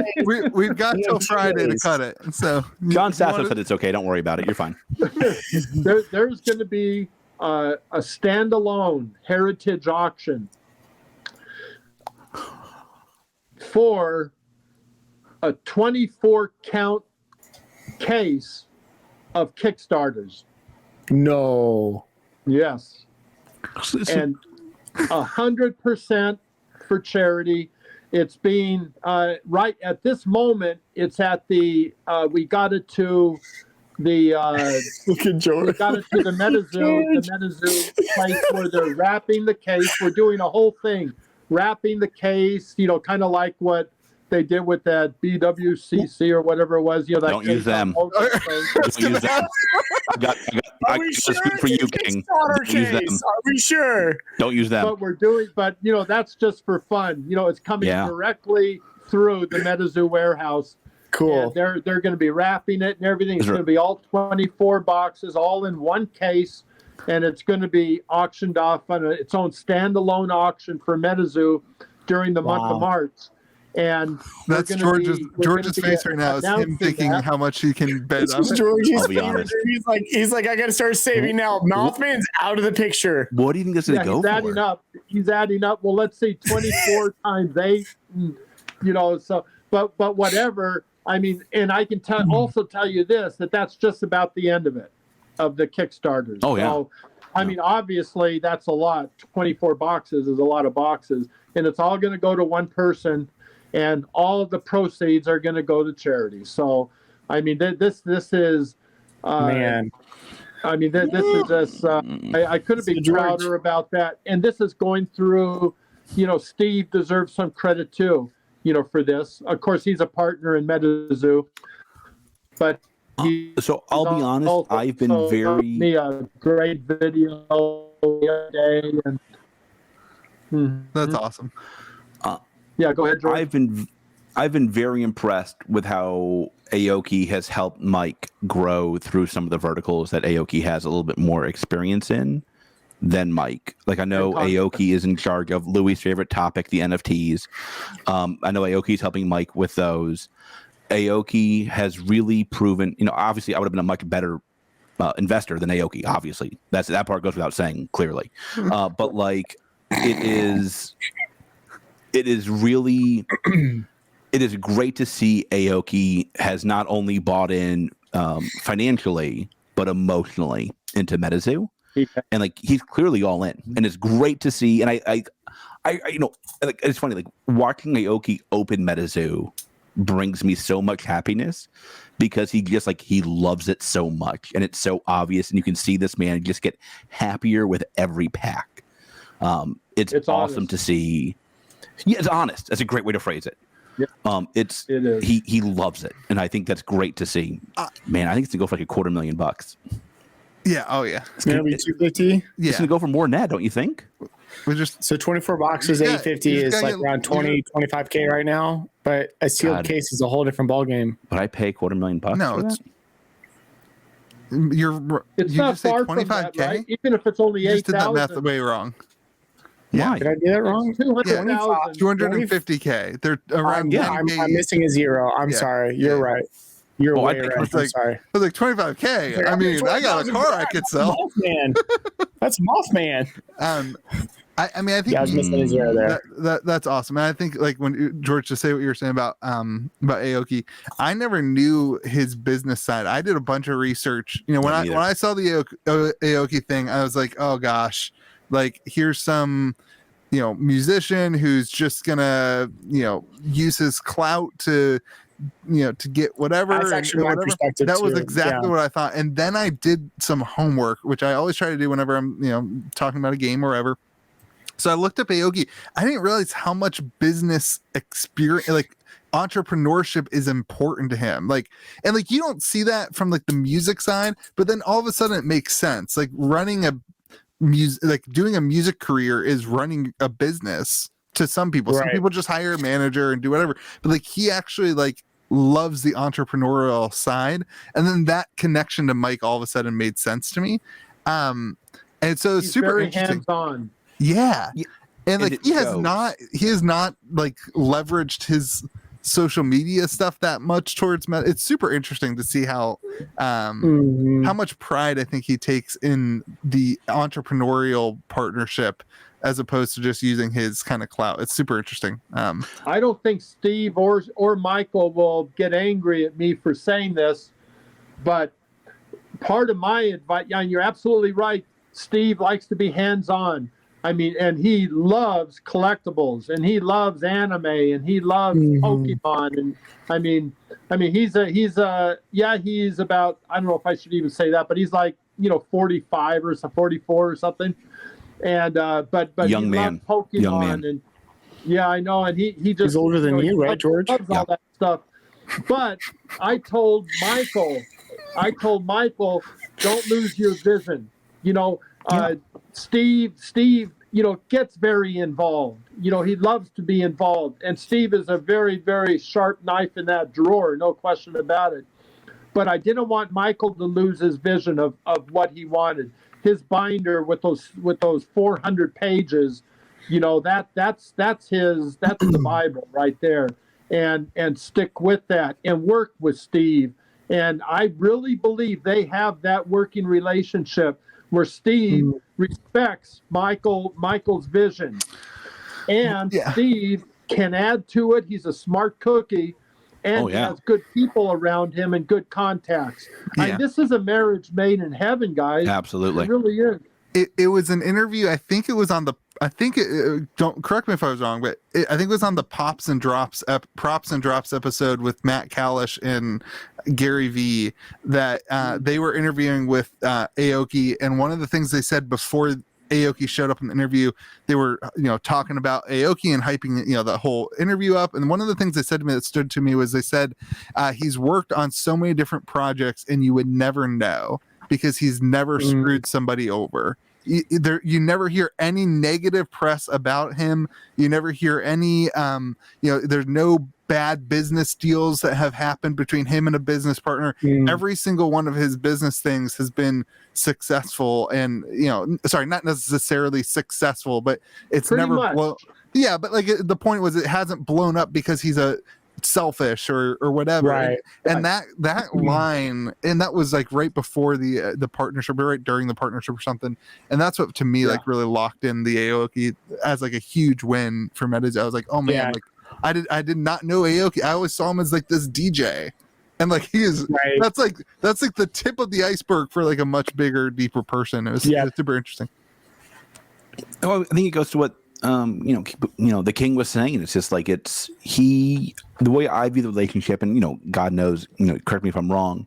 Mike has this incredible vision for where everything is heading. Like Mike knows where Metazoo will be in 20 years, but Aoki is the one that can help him pave that road. He's the one that can say, Mike has this great vision for where he wants the NFTs to go, but Aoki can help him get that accomplished. Yeah. And I think, that's what every great entrepreneur needs, is somebody to tell them, listen, this is a great idea. This is how we can accomplish that. Yeah. It's really, I think you can see in how their business has evolved that it's a really loving and caring and trusting business relationship. And like, listen, I've watched them both talk about Metazoo, and they only ever have good things to say about one another. They only ever respect the other. It's great to see. It's great to see. I love it. That's publicly, and even more so privately, which I can attest to. I mean, like I said, a marriage made in heaven. That is totally what it is. I mean, these are good, smart people who are reputable, like George was saying. You're not going to hear any junk, having to do with these guys. They're transparent. When Steve tells me something, he follows through every single time. And I have requests, we're neighbors, right? I mean, I have requests of him that he doesn't have to bother with. But anytime he says yes, he's always right there, whether it's videos I need, advertising, charity function stuff. I mean, he's there all the time. And I couldn't be more grateful.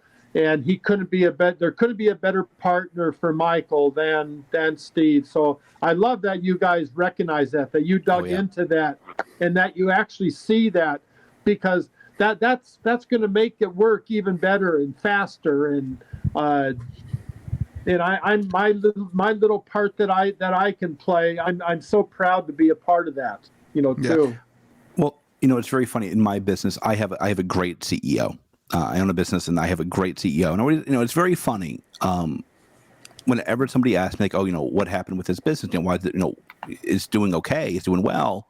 I always tell them, like, you're asking the wrong person. Like, go ask my CEO, and he'll tell you why it's doing well or not. And I think that that is the relationship Mike has. Is like, listen, I can tell you where we're going, but I can't tell you why it worked. That's Aoki's job. That's what Aoki is there for. Yeah. He's there to help make sure that my vision becomes reality. I think it's great. It's wonderful. I love it. And now they have this new board member, the Mr. Kitty, as I like to call him. Mr. Kitty, huh? He wants Hello Kitty. It's a little bit of Mr. Kitty. Do you guys not call him that? What do you guys call him? What's his name again?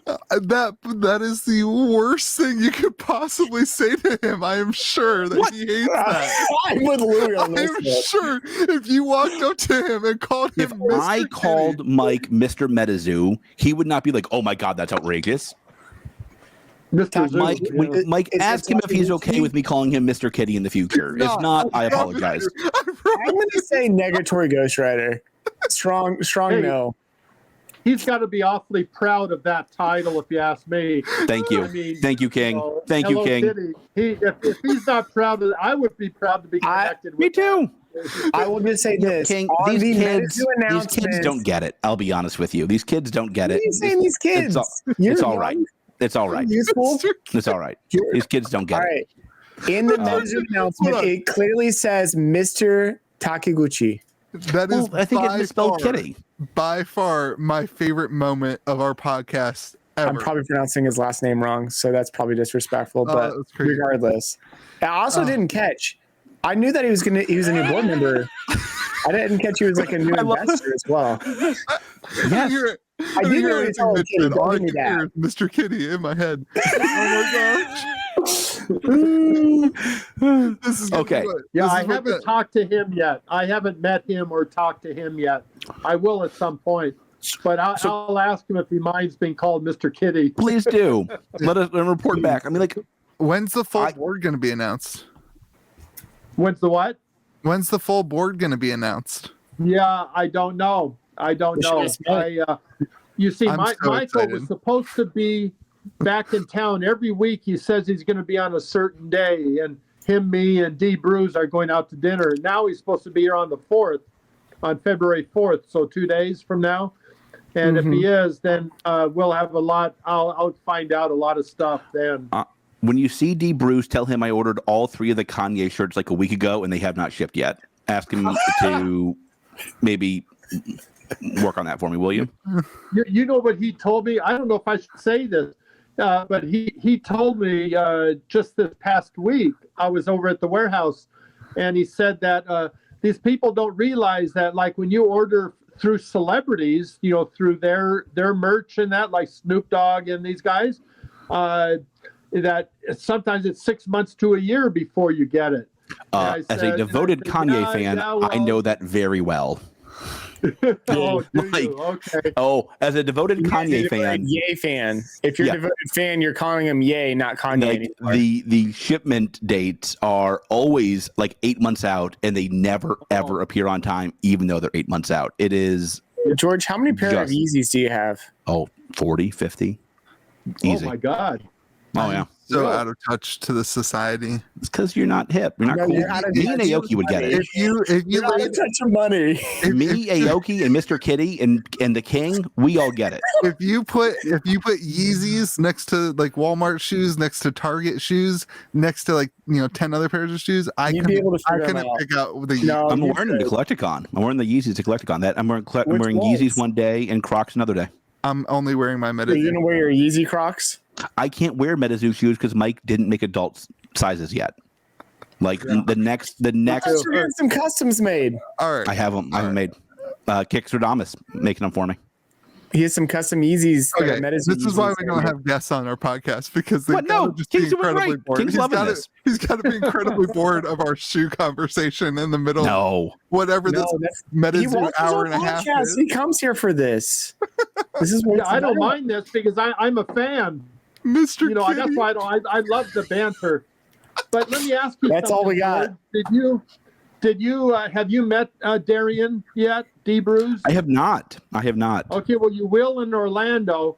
Oh. He's gonna. I'm Gosh, I always need to go to giving Orlando. like 2.5, 3 tables, just for coming. And so I'm giving him the majority of my space, and it's gonna be right with the Metazoo group in that. And this is a little bit of maybe a scoop. A lot of people, because of the delays in shipping, they think that Michael and Darian are kind of on the outs, and since there's more dim mac in that, well, that's not true, because Darian is right now he's creating wilderness shirts that he's going to be bringing. He'll be bringing to Orlando, and selling them there, and so Awesome. that's to quell. When's those Orlando rumors. again? The 24th You already said that you Of couldn't what? go. You already February. committed to not going. 24th of what? February. 25th, 26th. Are we gonna do an episode from Yes, Orlando? God. absolutely. I so want to go right now. King, you want to do an episode with us in Orlando? I'd love to. You don't have to say yes. I know we're on the podcast. I'm pressuring you while you're like being This is recorded. great. This is great content. He's like, no. Oh, We can just have your creative content, Louis. After you ignore him for a month, you like make him commit twice. You're doing It would be great. good if Nick could come. That'd be great. Uh, That's all right. Come on, Nick. What's wrong with you? I know it's not easy. Mr. Kitty will be there. He told me. Mr. Kitty will not be there, but I would love to meet Mr. Kitty as well, especially when you say, "Hi, Mr. Kitty. Nice to meet you. I'm Mr. George." If somebody called me Mr. Compete Sport, I wouldn't be like, whoa, outrageous. Can I call you Mr. Kitty from here on out? That's fine. I've been called way worse by way better. That's true. I still can't get over the fact that that Steve Aoki is older than you, George. You look like 10 years older than Steve Aoki. 15, maybe. Something tells me I've had a lot more Taco Bell than Steve Aoki. I'll be honest with you. I'm laughing, right? I'm 67. Yeah, but you, George, how old are you? 39. 30. Oh. No, 38. 38. Wow. 39 next. 39 in March. March what? 20th. Okay, I'm March 18th. There you go. Uh-huh. All right. So what else we got? What else are we talking about? So here's what I want to we're talking about Pokemon. welcome to Metazoo be with you. This is the best. We're just we're gonna have fun in Orlando. Oh, we're gonna have a blast in Orlando. Those we're gonna have a blast. Are so much fun anyway. Yeah. But it's going to be terrific, and I really, really, really look forward to seeing you guys in person. Me too. This will be hyped. You know what's funny? I've never met George or Louis in person. Me neither. Really? I've never met None of us have met in person. Yeah. We've only ever been friends online.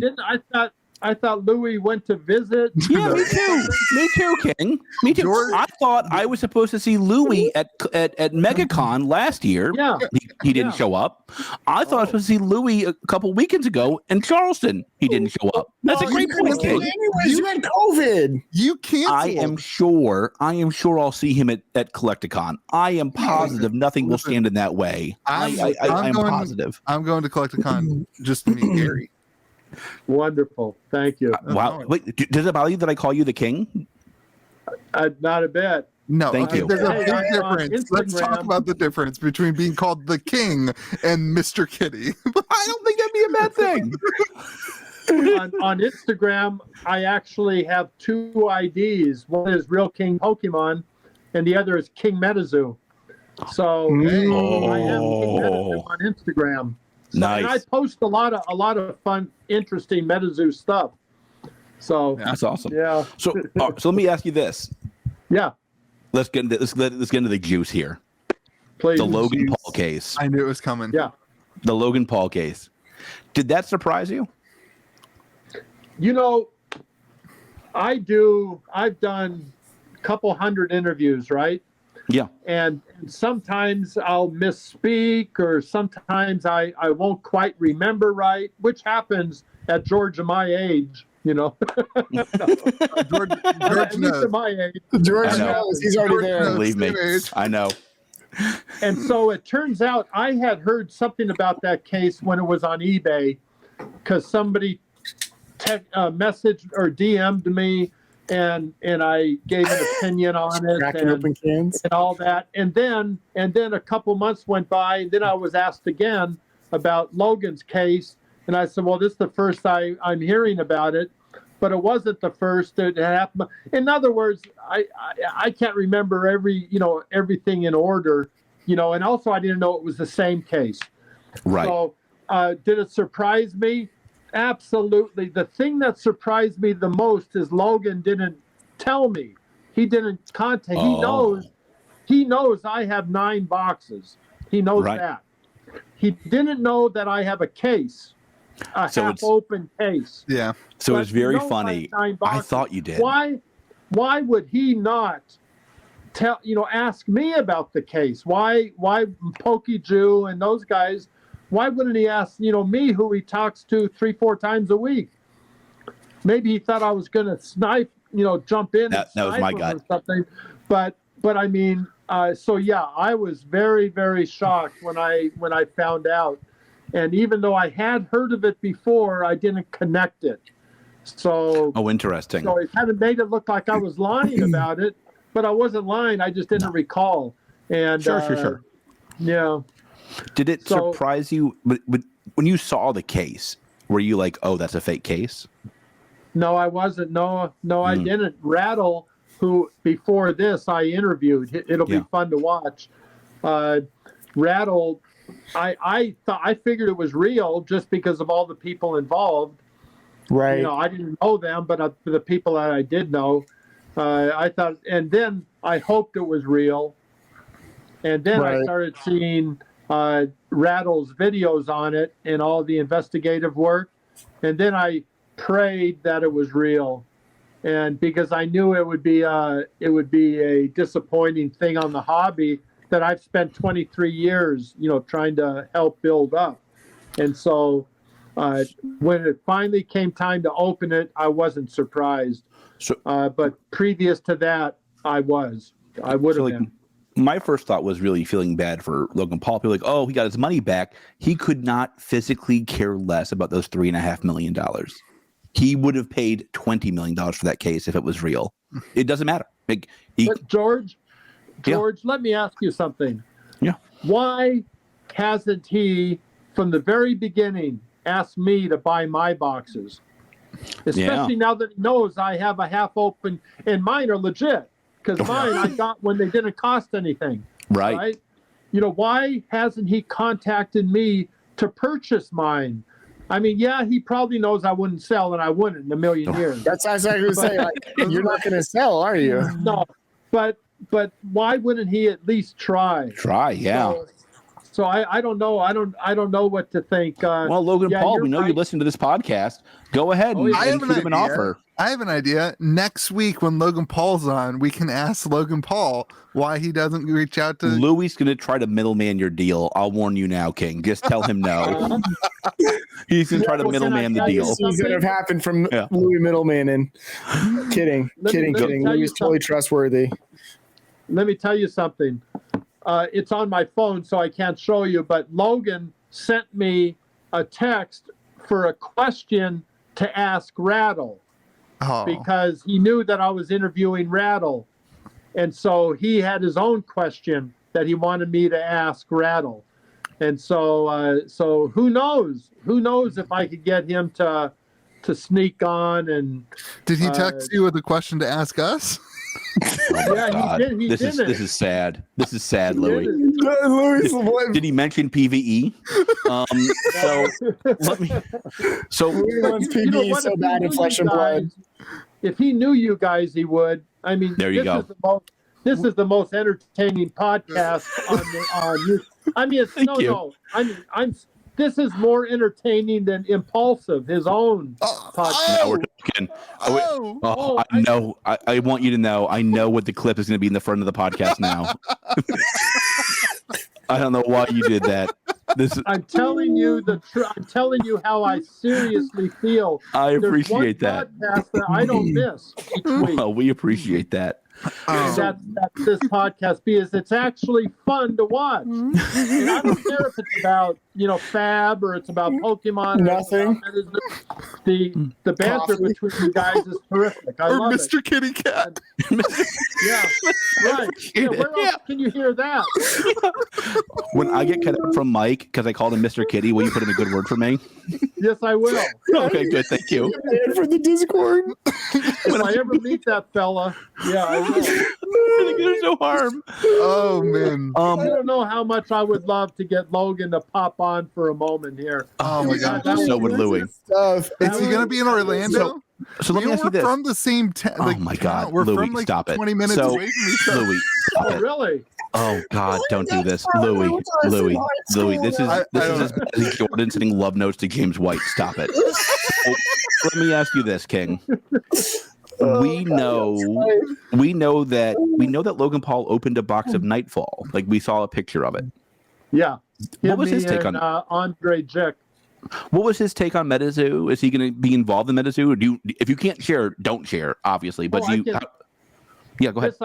This I can totally share, but I don't know a lot. All I can tell you is that we had a great time opening up Metazoo together, along with Andre Jick, who's a business influencer.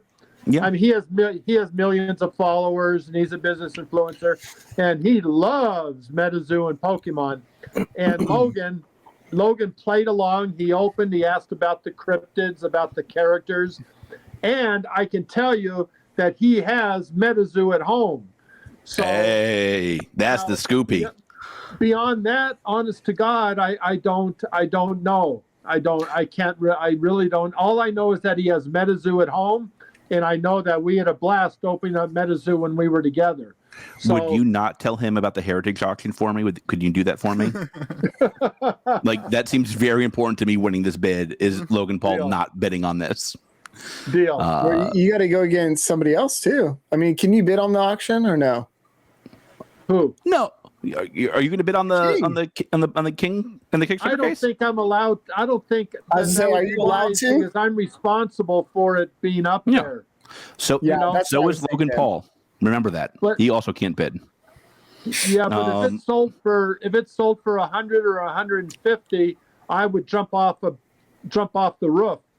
So, If you but- want 150, I can do that. We can call me. We'll yeah. we'll Yeah, do but that tonight. I promise you. Too low, George. That's too low. Yeah, it's way too low.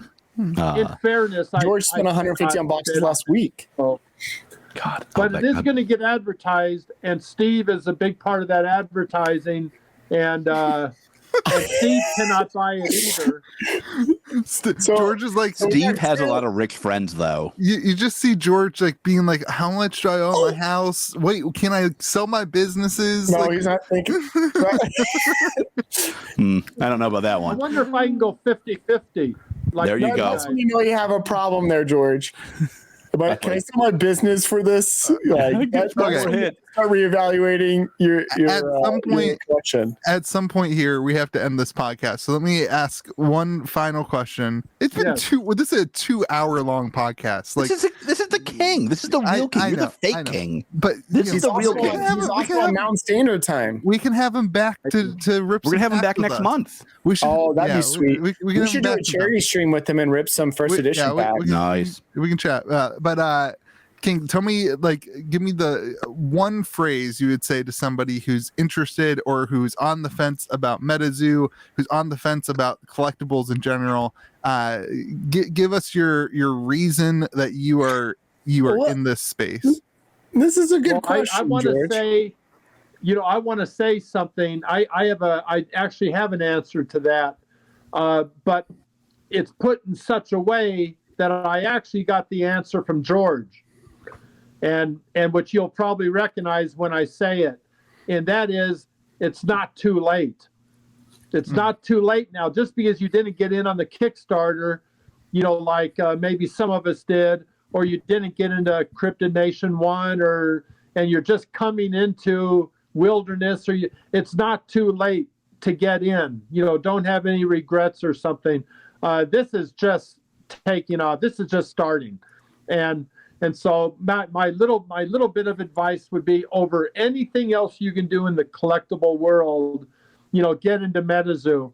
I mean, I have never been more confident on something being successful in every way than I am with Metazoo. And like I think I heard George say a number of weeks ago, it's not too late to start now. And it's also like, listen, like, this is the benefit of the verticals that Mike is doing, is that like you can enter a lot of them at the same time as like people like me who got in Kickstarter very early.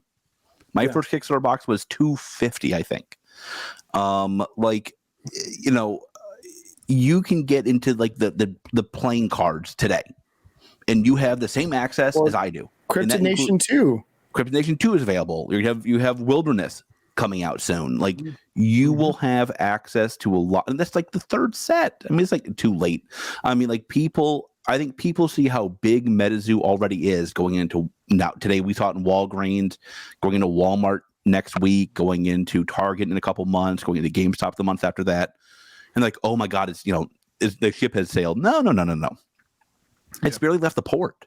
Like, if you think if you talk to Mike for more than 5 minutes, Metazoo is not meant to just be a card game. The card game is the basis, but it is to take over the collectible space. Right. Yeah. and like it has not done that yet. And like people like me, people like the King, we think it will. Yeah. And so until that happens, you're early. It's that There simple. you go. Right. Good word. All right. I'm going to wait to see that post on E4 by Louis. Oh no, he has to do it. Now I'm very happy. Please do a nothing to whole lose. video on it and Louis see the outcomes. Louis is so desperate for content. He's going to do 15 posts a week. He's gonna be like, "This is today's post. Please, somebody watch this." And as long as you get a lot of negative comments on that thread, that shows you it's not too late for Metazoo. Oh no, no, nope. I feel like every week we have a new Pokemon person that's just hopping on the train. Yeah, man. Yeah. Gary, I love Pokemon. I mean, you know that. I have a Pokemon collection you can't jump over. So, I mean, I love my Pokemon and that, but as do you far have as, one or two at BGS this 10? point in my life and what I see, there's nothing is compared. Nothing. The heat I took from my Magic community in 1998, 1999, I mean, was brutal. And that's the heat I took here. But I wasn't influenced by it. Don't be influenced by that. Just check it out. Yeah. If you love it, you love it. I love it. You guys love it. And it's, give it a chance and you're going to enjoy it. Maybe you're not going to become a millionaire. Maybe you will only play for 10, 15 years, whatever. Maybe it's not going to replace Pokemon, of course, but give it a chance. You're going to love it. Yeah. And if you don't, that's totally okay. Yeah. Yeah. Right. That's it. Right. It doesn't mean that it's like it's a travesty or like it's ruining the world. So the sign of the sign of like where Metazoo is in my life is like if tomorrow the market crashed and all was worthless, I wouldn't care one bit. I wouldn't care one bit. I wouldn't either. I would hang up my sample sheets in the most prominent place in my house. Yep. And I would enjoy those the rest of my life. Yep. Wouldn't make one iota of difference to me if it became worthless. Right. Because if it would have, I would have sold stuff in the past. I never sold any of my Pokemon, very little. And boy, do I agree with that. Yeah. Yeah. It could go to nothing. Who knows when things happen. Yeah. It wouldn't matter a bit. I just enjoy it so much. Yep. And Pokemon, went stale for a few years back in the early 2000s, and that didn't affect me. I do me and Birdman, Eddie Brenneschultz, what we did, we tried to find ways to help, support it through the hard times, and we did. And Metazoo, maybe they're going to have ups and downs, but boy, I'm there, and if it ever disappeared, it wouldn't disappear off my shelves, that's for sure. No, I mean, now this is something that I think needs to be said. I'm sorry, Lou, I know you're trying to wrap up the podcast. I can see your little beady eyes. It doesn't. There is no doubt in my mind. There is zero doubt in my mind that there will come a day when Metazoo boxes lose some value. Mm-hmm. It will not always only go up. Yeah. No. And my thing to you is don't worry about that. Mike's vision is to take over the world. Yeah. You don't worry about tomorrow. You worry about what games are going to be around, what games are going to thrive in 10, 20, 30 years. If you believe that's Metazoo, none of this matters. Yeah, none of this matters. Right. We joked about, you said this early on, and I don't think that we had you on yet, but early on, George was saying how he has so much Metazoo now.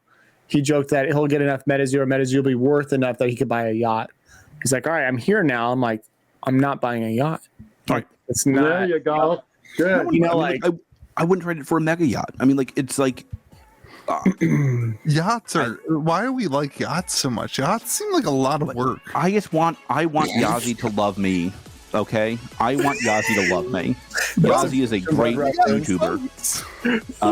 Yazi's a great content creator. God, his most recent video he's a flesh and blood content creator, and he is. No, that's not true.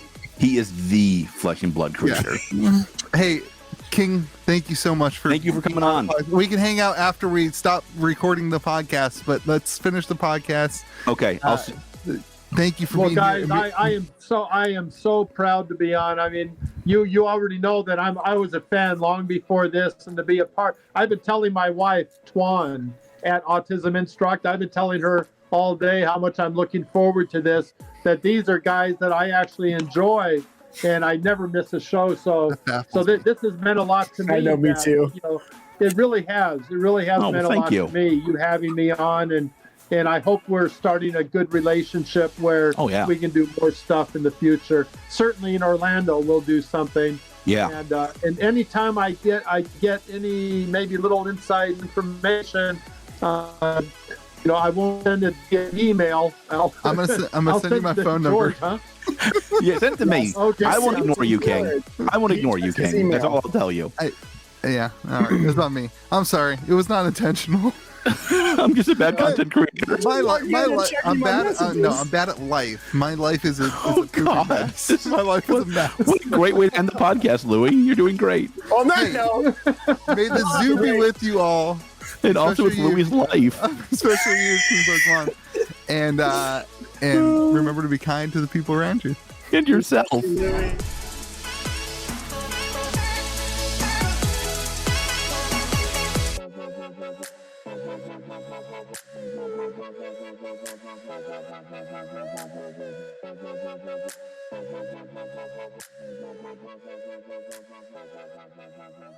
you.